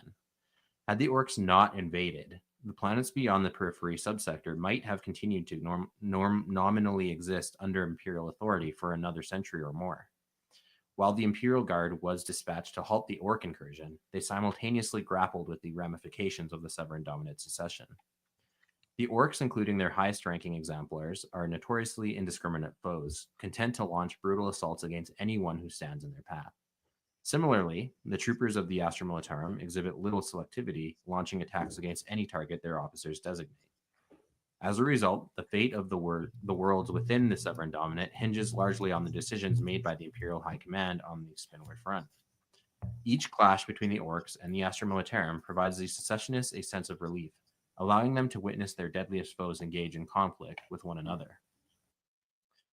Instigating such battles has become a crucial objective for the secessionist officers. Thus far, they have seen limited confirmed successes in this endeavor. Nevertheless, the Duke has ordered his officers to pursue this strategy whenever feasible. He's even proposed methods of effectively to lure the Wa away from the holdings of the Severan Dominate and redirect their attention toward the worlds of the Calixtus sector. Should the traders successfully divert the Orks, it would grant the Severan Dominate a significant degree of flexibility to relocate their existing forces and provide much-needed relief to frontline units. However, go ahead. I'm just not believing anything this Severan guy says. Like, hey, are the Children of the Thorn really working for you too? Or are you just redirecting them to fight your allies? Like, now the Orks are working with you. Like, all of it's just this giant lie and propaganda machine, you know? Yeah. I don't believe it. The economy is good. Don't worry, everyone. It seems like it's also like hard to sustain that, right? Because obviously the more lies, but the more resources you have to expend on meticulously maintaining the house of cards before it falls apart. I don't know, it just seems so unsustainable. Yeah, almost like Yeah. unsustainable policies that you keep lying about won't eventually come back and bite you in the butt. History has never proven that. The Canadian economy is doing fantastic, by the way. Super Wow. hot. Yeah. Super hot. Yeah. Super hot. What's nice about getting paid in American buccarinos, being a Canadian, you're like, holy fuck, I'm rich. It's like getting paid 10 times more. You get a whole dollar, Mark? A whole American dollar. A whole American dollarino. However, a major obstacle lies in the fact that the secessionists possess no effective means of communication with the Orks. Any attempt to dialogue with the Xenos invariably culminates in another brutal assault. I don't get it. We sent our messenger and they just send back his head. Well, add it to the corpse starch pile, I guess. This predicament arises not only from limitations in their communication methods, but also from the unsettling proximity of the Severan Dominate's worlds to the Wa's migratory path. Compounding this challenge is the Imperium's theocratic doctrine, which prohibits them from overlooking the presence of traitors among them. There can be no mercy for those deemed traitors. The Imperium has meticulously purged the worlds they have reclaimed of any remaining loyalty to the secessionist cause. Directing the Imperial assault towards the Xenos rather than the traitors presents a complex and non-trivial challenge. Despite the frequent failures encountered with this approach, the traitors remain committed to its execution. They have disseminated false maps and transmissions to the Orks and utilized voidcraft as bait, drawing a connection between Ork-infested planets and the Imperium. In addition, the Severan Dominate has deployed numerous false Vox distress beacons and broadcast many pleas for assistance toward the Imperium, intending to entice vessels into the systems controlled by the Green Menace. Even a minor encounter between these two factions can result in the loss of tens of thousands of lives, making any success in their efforts a worthwhile endeavor for agents of the Severan Dominate. Yeah. Another great way that they kind of wage war is through, when they actually do it and not rely on their allies to do it, they use covert operations. The Severan Dominate must exert every possible effort to undermine the effectiveness of their adversaries. From the perspective of the secessionists, the vast armies they confront appear to be unstoppable forces capable of overwhelming worlds before a viable defense can be established. To counter this, the traitors have begun employing a diverse array of tactics designed to disrupt the efficiency and effectiveness of their foes. One frequently used strategy involves infiltrating ranks of laborers associated with Imperial units. In many instances, even simple acts of sabotage can lead to a disaster of epic proportions for the Imperium. For instance, merely altering the labels on boxes of munitions can create crippling situations for the Imperium. More daring actions, such they're relabeling landmines like cans of tuna, like just anything they can fuck with.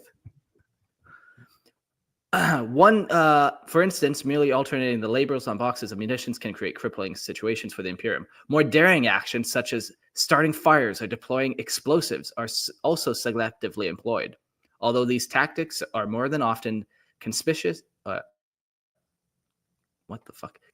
and significantly riskier for the agents involved. On occasion, assassination attempts have targeted high-profile Imperial and Xenos officers. However, these efforts have met with limited success as the secessionists lack the resources necessary to effectively train their agents. Additionally, the highest-ranking officers among the invading Imperial and Ork forces are typically well prepared for such attacks.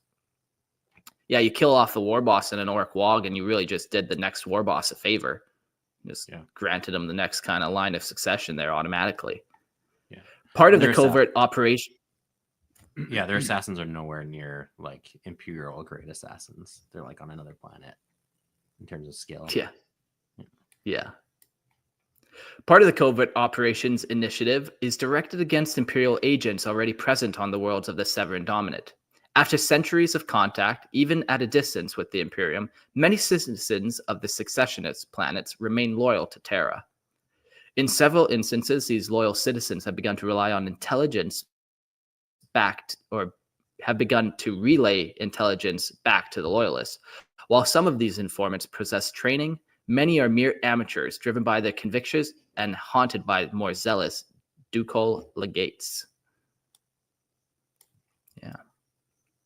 Yeah, I had a very different picture of these guys going into this, and now I have. Like, I just always go back to that picture of them, how fucking gangster they look. But they're not gangster at all. They're not even well trained, it seems like. They're all just hanging on for dear hope, relying on other allies to win their wars for them, essentially. Yeah, we bought the propaganda, Mark. I fucking bought it, man. Jeez, hook, line, and sinker. Yeah. So among these other underhanded tactics, the Dominate also relies on psychological warfare. Duke Severus XIII has risen above his family's ignominious past through his remarkable talents as a politician and negotiator.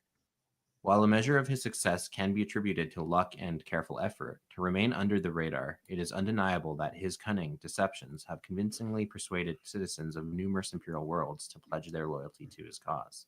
Oh, now just rub it in my face that I'm a dumb bitch and I bought his fucking propaganda. No.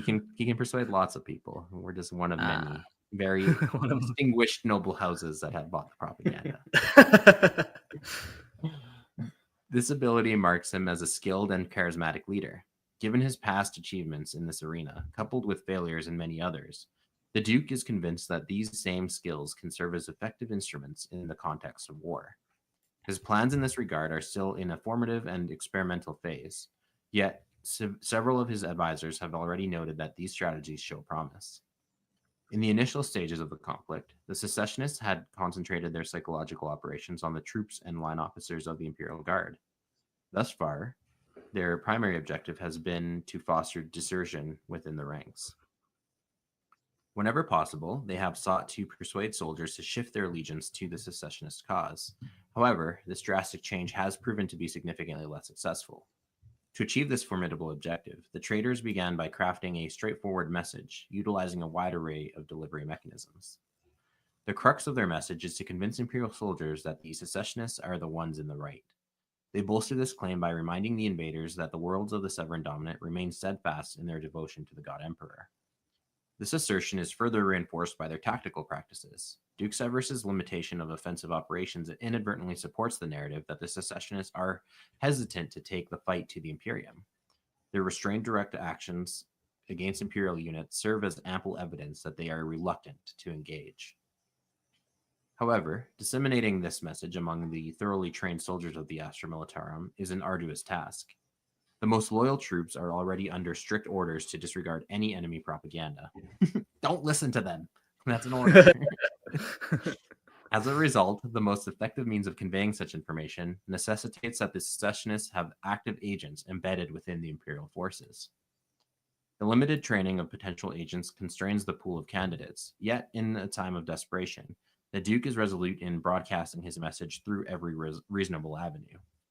Consequently, he has instructed several of his citizens to feign betrayal, enabling them to infiltrate the Imperium and propagate their revolutionary message. Yeah, that's a neat trick they have there, where it's like they don't have the resources to wage war on the Imperium, so they're just like, yeah, the reason why we're not attacking you is because we're the good guys, actually. We love you and the Emperor. Just as an aside, because we're on the topic of psychological warfare, Yes. and just to brag about Canada for a second. I thought you were going to talk about your Canada's little tyranny that you did. Canada isn't a real country. It is just a colony. Secondly, a lot of people don't know this, but one of our most prestigious universities, called McGill University in Montreal, where Justin Trudeau happened to have graduated from, was the birthplace of the CIA MK Ultra program. A lot of people don't actually know that. Oh yeah. Okay. I read it in a book recently. It's kind of crazy. Yeah, McGill even had to give like an official apology and stuff for the stuff they were doing. And it was like extremely illegal what was going on there too, like even under Canadian and American law. But it was like a CIA funded program but the CIA didn't want the liability of having it on like American soil, so they like pawned it off to us. We were Guantanamo now. Yeah, because we're a bunch of cocks. We're just Interesting. big No, dogs. Canucks, Jordan. Canucks. Yeah, that's what I meant to say. Yeah, but now Canada doesn't do any dealings with America because they're China's bitch. So that's always fun. That's true. I was reading some crazy articles. We need to do like a Canada bitch cast because man, I've been reading shit that's going on up there. I worry for you boys. Yeah. Grimalda says China does. So very true. Very true. China. Yeah. Anyways, Did you know that the Canadian government kills more people than almost anything else that kills Canadian people? Wow. Only fourth New place. record. Only fourth place, he said. Holy shit. Look out. The doctors aren't there to help you. God damn. All right. So supply lines. Due to the current strains on his resources, Duke Severus XIII has outlined a scenario in which he deems it acceptable to initiate higher risk offensive actions, specifically those aimed at securing supplies. Success in these endeavors represents a significant dual advantage for secessionists. Not only do they acquire additional assets to fuel their war effort, but they also effectively deny those same resources to their adversaries. In at least 2 instances along the Spinward Front, Imperial assaults faltered and short conflicts devolved into protracted campaigns, when secessionists secured equipment intended for loyalist troops. Before launching such operations, the Severan Dominate requires 2 critical assets: accurate intelligence regarding Imperial supply lines and units equipped and trained to seize and reassign the supplies in question. Unfortunately, the secessionists possess a limited supply of both. Intelligence and the supply lines typically come from native workers who've been forcibly conscripted into labor groups. These workers have restricted access to information and few means of communication, yet their reports are often surprisingly accurate. I think you mean worker volunteers. As an unpaid intern. Yes. That's the one we should go with.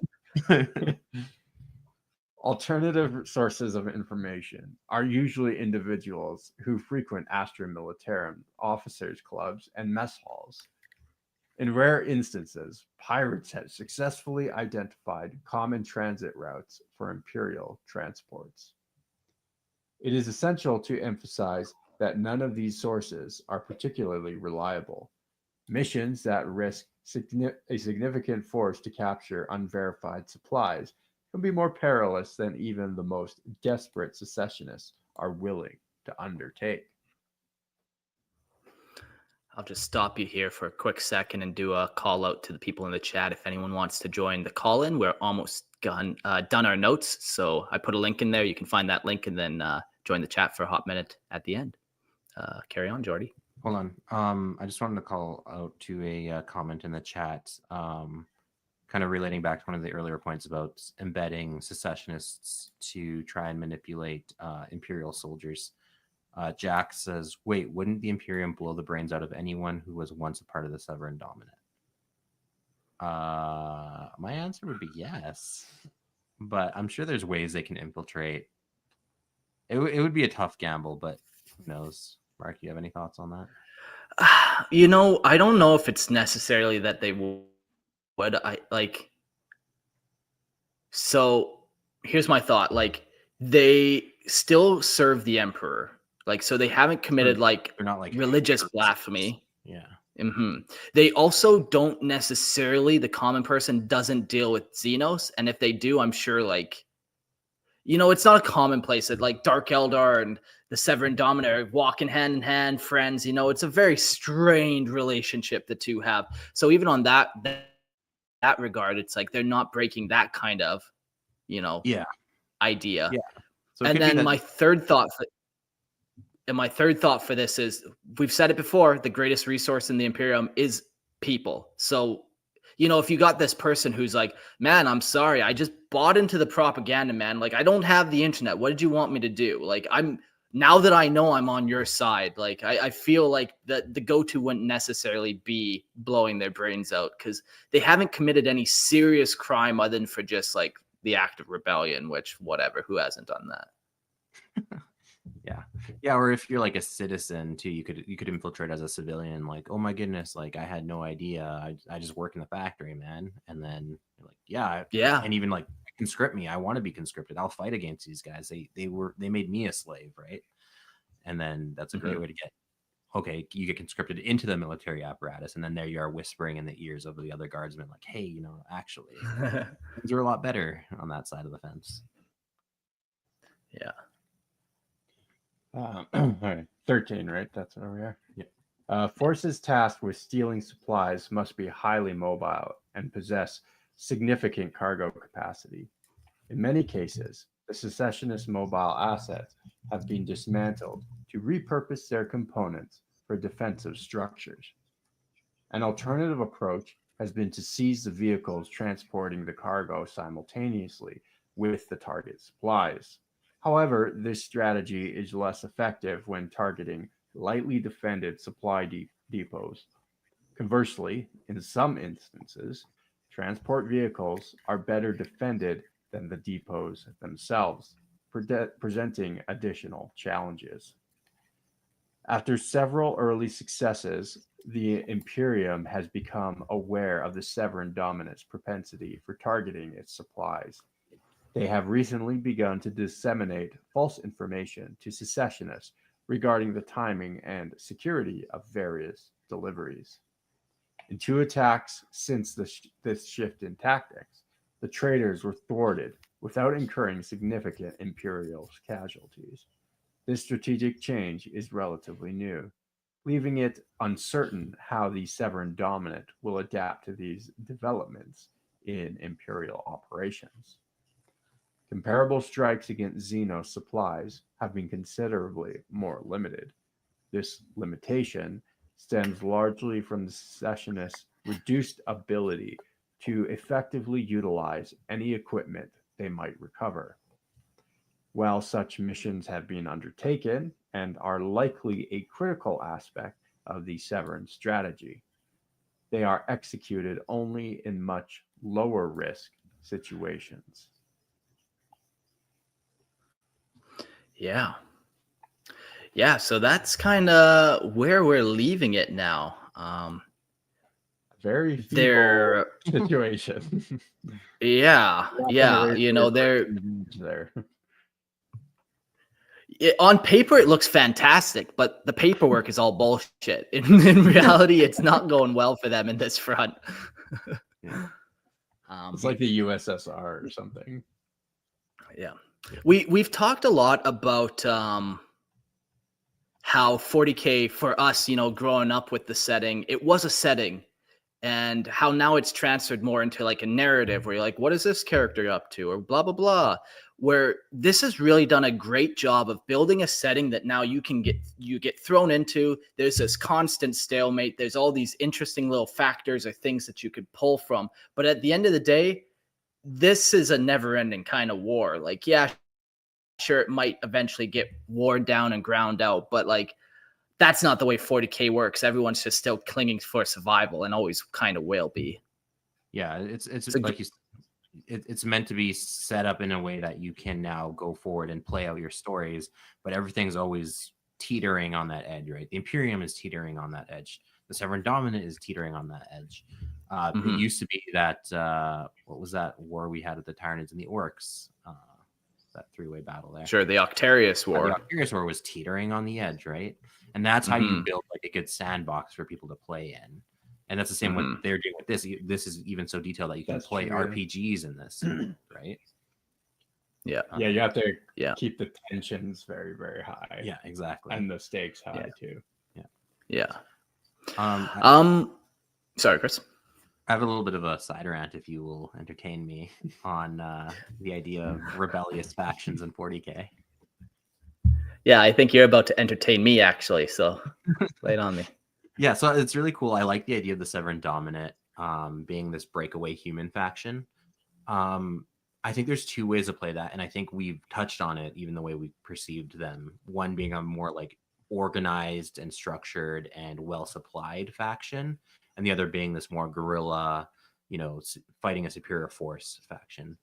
I like both, and I've played in my own like headcanon both of like what it would look like to have a very like it could, because nothing can be bigger than the Imperium, right? In order to set that stage, that's like making your own Primarch. Like, it's ridiculous. Don't do that. But if you had another breakaway faction that was well supplied, well trained soldiers that could at least hold its own, it could be almost like, and I always go again, like 40K is married to history, like Greek rebellions against the Roman Empire, where you have like hoplites, well armored, well supplied soldiers that are fighting against the actually less trained or less supplied guardsmen. Now, Space Marines are always going to tip that balance. So you always got to create a scenario where, kind of like the Severan Dominate, where the Imperium's not able or willing to put its full weight on this fledgling breakaway, but enough that, at least for that sub-faction, it's like they can stand a chance at a decent fight and at existing. So yeah, I always thought it'd be cool to have like a very lean heavily on the Greek inspiration and tech, maybe more advanced tech side, and then fighting against a more like Roman style empire that's coming down on them would always be a cool kind of like mental setup. And then the flip side of that is like, obviously the Imperium has like trappings of like fascism and stuff, so my mind always goes to like the French Resistance and having like, or like the rebellion in Star Wars, where you have a band of like undersupplied, roguish elements that are fighting against the government or against the Imperium, rebels that aren't in league with chaos but are like either fighting for their own freedom or for survival or whatever else. And then you could even sprinkle in like a little bit of Xenos. Like, there are tons of other Xenos other than the main Xenos factions, and they could be Xenos that have been wiped out by the Imperium, and these are just like the last remnants who are like embittered against the Imperium and willing to lend their aid, and like humans that are against the Empire, but they fight way more in a guerrilla fashion or even embedded within the Empire, kind of like that Sealer cults vibe, but not enthralled to Tyranids. And I've actually started building models based on that using there's these really cool a game called Stargrave. It's an RPG, but they have really cool models for building civilians and like non-aligned characters. And they have a really cool vibe. At some point, when I finish painting them, I've built a bunch of them, but when I finish painting them, I might show them on like Discord or something. But Stargrave, who makes that? Did you? Is that I don't know what it's called. It's a role playing game. That's not Mantic Games, though, eh? That's not like I haven't stolen these minis from you before. No, yeah, okay. No. I started buying stuff after we've had. They also have a fantasy version called Frostgrave. Oh, interesting. Looks like Osprey Publishing. Yeah, okay, maybe. That sounds probably right. Yeah, I know you've had a couple that I've snagged the odd model from here and there, but cool. I think we're ready to jump to the call-in. We got a couple people waiting for us. We'll first introduce Aiden to the stage. Hey, welcome to the show. Hi guys, happy to be here. Yeah, happy to have you. I just wanted to talk about like what Christian was saying before. It really gives off like Saw Gerrera's type tactics in Star Wars, just big guerrilla strikes and then just getting the hell out of there before anything can be done to them. You have the perfect crew of Starlars podcast to answer that kind of. Yeah. Oh, I was a main Star Wars fan before I came to Warhammer. I told myself I'd never be nerdy enough to do it. And then my mate said, oh, we should get into Warhammer. And it's been a very steep descent into, as you say, plastic crack addiction. Well, welcome to the club. My name's Mark. You fit right in here. It's good to be. I literally got into a Warhammer about a month ago, and I've zoomed through your podcast, spent about $1,000 1 so month far. Yeah. Spent $1,000. Listen to hundreds of hours of Lorehammer. Yes. I drive a lot for my job, so I'm like, oh, if I'm driving around, I just put it on, and it's just continuous. It's like just your voice is just always there. It's like family. Gay. Yeah, so we've been doing twice a week episodes now, so it's funny. People have asked me like, are people really gonna listen to you twice a week? I'm like, I don't know why they listen, but they listen. Trust me. Like, I can't produce enough content. Keep it going. Keep it going. Keep it going. I was gonna say on that note too, there is something about like there's a lot of times in history where like rebel groups rise up and sort of a David and Goliath situation, and they just get lucky and they win a couple decisive battles, and then all of a sudden the bigger power loses to them, right? And that like does we were saying happen. before the US. Yeah. A couple of times. Yeah. So, even like something like Saw Gerrera or in any other, it's not like totally infeasible to me. Yeah. Also, even I like the idea because it is more 40k to have like obviously in the Star Wars economy, you have a really clean, good, obvious rebellion and like a really evil, obviously evil empire. But obviously with 40k, you don't really Debatable. want those, like clean lines. Sure, if James. Heresy. Yeah. The Empire did nothing wrong. But yeah, if you have like a cool like, and this kind of the warband that I'm creating of like rebels against the Empire that aren't like strictly good guys, like they do extreme things, extreme tactics, maybe suicide bombing or just doing things that are morally attacking civilian targets, for example, to cripple the Imperial industrial complex. Yeah, so I also like that blurry line. Justified. Yeah, Saw Gerrera is specifically, even by rebel standards, considered an extremist, right? So I want to kind of capitalize on that and blur the lines of good guys and bad guys, even with my own rebels. So whose sister are you going to kill? Don't know yet. Thankfully, I don't have one, so I don't think Jordan does either. Negative. I don't think any of us do, really. So do you have a sister he can kill? Yeah, fine. Yeah, put the address in the chat, and we'll work on it. It's all good. I'll package her up and send her over. Down to Panama. All right. Send him my way. Do you have any other quick thoughts? If not, I have a question for you. Go away. What is it? Do we do another episode on these guys, or are we all Severan dominated out? No, I think keep it going. I like when you do long stretches. It really keeps you getting into the details, and I always find myself searching for more, so it always helps. Okay, cool. Check one yes, I suppose. I don't know the scale and what we're trying to reach, but we got one yes, so perfect. That's all we need. That's all we need. I have Cool. enabled. Any other thoughts before we let you go? Not that I can think of. It's just been great to be on. Thanks for joining us, man. I love the call-in portions and hope to see you on the next one. Absolutely. Yeah, thanks for coming. All right, up next we got Grimaldus and my banner brother. What is good? For those watching the YouTube, we both got the good old. Wait, hide our banner. They can't see it. You want to tell the fine folks how you acquired such a relic? I think you might be muted. I seen you word the word fuck, so that's fun. Mark, do you want to tell people how they can acquire such a relic banner? Yeah, if you want your own relic banner, you can go to Teespring, you can go to Red Circle, or you can raid Grimaldus's house for his. It's completely up to you. Hello. You can hear you, Grimaldus. Beauty. So, what you got to do is you got to go to Redbubble. If you message anyone in the Discord, they might be able to send you a link, and you can get yourself your own Lorehammer banner. I recommend everyone go out and do that if you listen to the show. And then you attach that Lorehammer banner onto the back of your 4x4 pickup truck, and you spread the good word of the hammer. Absolutely. Yeah. Absolutely. Get a Lorehammer hat and a Lorehammer shirt and wear it literally every game. Yeah. There was a period there for about 5 years where I only owned one shirt, which was a Lorehammer shirt.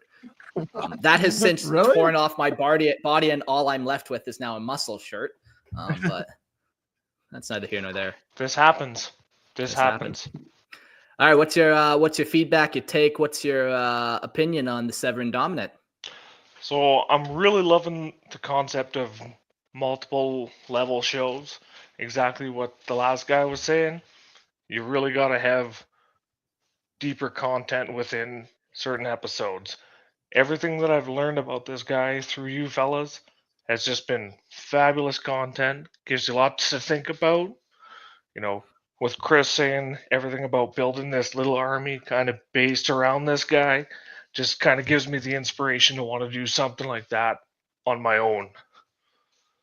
Yeah, like maybe the next Discord event after the gangs versus Arbites needs to be some type of come up with your own rebel empire, whether it's human or Xenos, but some type of thing like that to kind of help you guys out and get you motivated.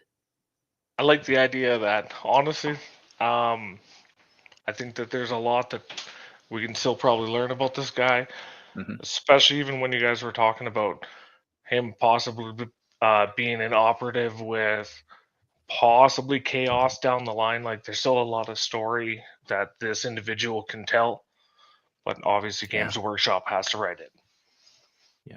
Or well, no, we don't want GW to touch any lore ever again. They have lost their permission after Primaris Marines and all the shit. We'll let Fantasy Flight Games handle another Severan Dominant book for us.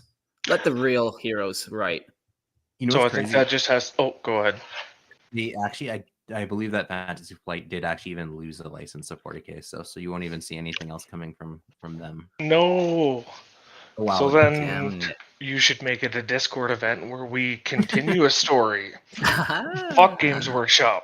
Fuck GW. Yeah, we learned a lot, and you can also pick up Jordan's book to Tyranny. That will probably flesh out some more details for you. On Redbubble.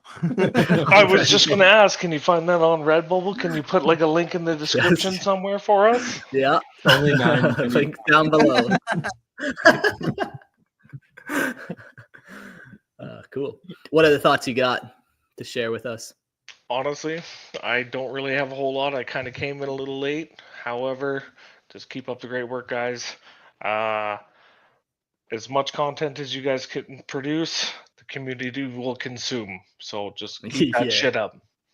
Yeah, man. And your mic is sounding very good. I know we talked previously this week about getting you on a main episode, and yeah, your mic is coming in crisp. So hey, that's kind of the next little thought here. Like, if you guys want to be on the show, you can be on the show in more than just a call-in sense. You know, the first step though is call in, build your rapport among our little friendship circle. You know, I love dick jokes, so you come in hard with a dick joke. It might be rapey, but I like it. You make it on call-ins enough times, your dick will be hard as concrete. All of a sudden, you're, balls deep. You're balls deep with the boys. It doesn't hurt to send Mark pics either. So I've been sending a bunch to Eric. I've still been waiting for a reply. Can you maybe kind of tap your belly a little bit there, Mark? Yeah, unfortunately, I did devour and eat Eric a long while ago, so he has since worked his way through my system, and now, it's just fertilizer in the backyard for the chickens. So, darn it! Sorry about that. Got a little carried away and ate a guy. No big deal. Well, cool. Thanks for calling in. We got one final call in that we'll try to get to real quick, and welcome to the show, Jax. Yo, how's it going? Yo, second time recording with you today. You're a part of the Stone and Steel RPG, so ain't that some shit? You wanna mention that real quick, and or do you have a cool Severan Dominant kind of thought here? Well, kind of both, but okay. Yeah, I was gonna come out strong with a dick joke, but you can come out hard. Not too late. Stone and Steel. we blow up a lot of stuff. We nearly died a lot. There's a I don't know Kriegsman what that's else to say. annoying as shit, and he will get a bolter to the back of his head if he keeps it up. But I love the character, but better look out. Yep, all them stunty kin are really racist to the one Eldar character. Yeah, that's fun. That's nice for you. Yeah, no, it's been a lot of fun doing the RPG. Join the Discord, and we will probably be doing more that you can kind of just join. And yeah, we'll eventually be releasing the Stone and Steel RPG when we get a little more solidified and wrapped up. I was thinking, release some individually, but ultimately it's probably better if we release them in like a block all at once, so they all stick together in the podcast feed. But yeah, what do you feel about the Severan Dominate? At the beginning, like when you first like announced the Severan Dominance and one of your later episodes, I was like, wow, these guys seem like really cool, like a breakaway Imperium. They must be like good guys or something and treat their civilians better. Now after episode 2, I'm like, oh wait, oh, they're Man, their not. propaganda machine. It's got me, it got you. Oh my goodness, eh? Yeah. It's like the meme is like before join the Severan Dominance, after join the Severan Dominance. Oh jeez, yeah. Yeah, but like they're definitely getting more chaos tainted, you could probably tell. But the one thing like I like really strangely drew connections to was maybe a little bit of Erebus, like all the deceit and like treachery going on with Severin or Severus, whatever his name is. The one like douchebag behind it all. Corfarion and Erebus, yeah. There's definitely some plots and schemes happening for sure, and treachery abounds. Yeah. Now he's just gonna kill like a beloved character, and he's really gonna be like up there with Erebus. Yeah, so far I don't think we've mentioned any beloved characters in this episode, but we'll get there. We'll find somebody to kill off, I'm sure of it. He kills like Caiaphas Cain or something. God damn. Well, since we're writing the lore from here on out, since Fantasy Flight Games lost the contract, we can make him write whatever we want. New Discord event. Yeah. Who? Uh, You write the end to the Severus Dominance. Cool. If you could write the end to them real quick, if you had a thought, would you let them solidify their power a little bit? Do they get wiped off? Do they make more Xenos allies? How would you kind of write it? Honestly, so get this. They kind of ally with the Dark Eldar, they kind of ally with a little bit of Orks, and they go like full force against the Imperium at like one last huzzah. And then at the last moment, like a tomb world opens up on their planet.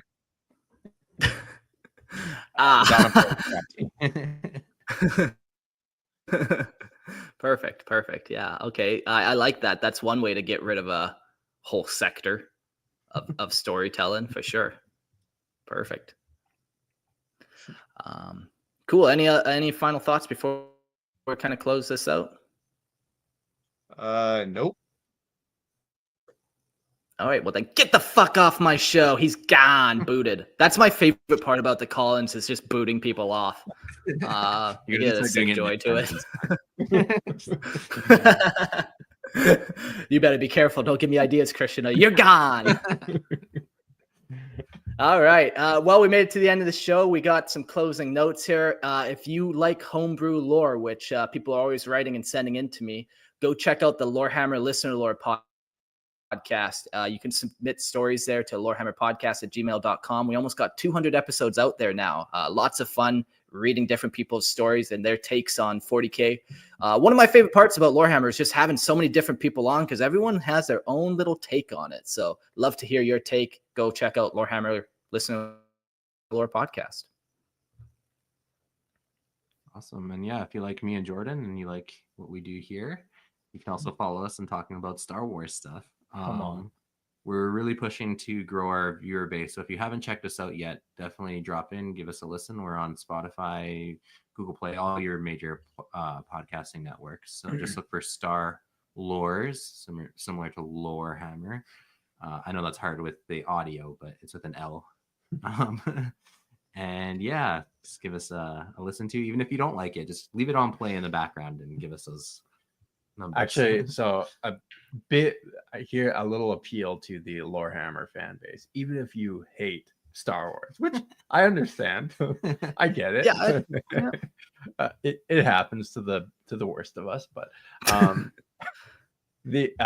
if you are an Apple user and you listen to podcasts on Apple Podcasts specifically, if you could go to our Star Lores podcast and give us a rating and review, 4 or 5 star, doesn't matter. Sometimes 4 stars a little better because it's more believable. Yeah, too many 5 stars are a little sketch. So we've been having a bit of an issue where we haven't been getting like very few Apple podcast reviews. We have like over 2,000 Spotify reviews, but the Apple podcast is like less than 100. So we're trying to I'll let you in out. a little secret. Apple users are retarded and selfish, and they're not wanting to get with the times. You know, that could totally be it too. But a big help to Star Lores. If you're an Apple user, go with your Apple account, go give the show a rating and review. That would be amazing. You can even say you hate Star Wars in the comment, but just get that 4 or 5. You just want your shiny gold stars. Absolutely. You don't care about the words. You just want the gold. Shamelessly whoring myself. And if you have any complaints about Star Wars or Lorehammer or anything we did on the show, of course, you can send it to the new email, which is Jordan's complaints. Oh, God. I can't take any more complaints. Can we change that to Jordan's compliments? You know, bring a positive vibe to it? Absolutely not. This is the grim dark. Damn it. We don't do happy. All right. Fine. Well, we will read off some Patreon members and call it a night. Boys, thanks for joining me on this heck of a ride. I can't wait to read Jordan's book on tyranny and probably introduce it into my family life. It's going to be good. Patreon members, thank you so much to Amir Carpet Gaming. I'm assuming that's something, so maybe go Google that and you might find something interesting. Andy and Nika. So, hey, I've been noticing the Patreon growing. That's been Nika, super encouraging. Nika. What did I say? You said Nick. Nick with a very strong A. So rock and stone, my digger. Yeah. Okay. Well, yeah. Go check out the Patreon. We do ad-free content there. There's also the video free. You can also join the live stream. There's a couple different things. I spent the last week reorganizing our Patreon and just getting it up to snuff and just uploading every file there and, you know, all that kind of shenanigans. So go check that out. And for $2.50 a month, you can get ad-free versions and a lot of other benefits. So cool. Thanks everyone for listening. And we will see you on the next episode, which I think is going to be Adeptus Arbites with Gerald and Nick. And then we're going to jump back to Jordan and Chris and finish off the Severan Dominate. So see you all next week. Adios.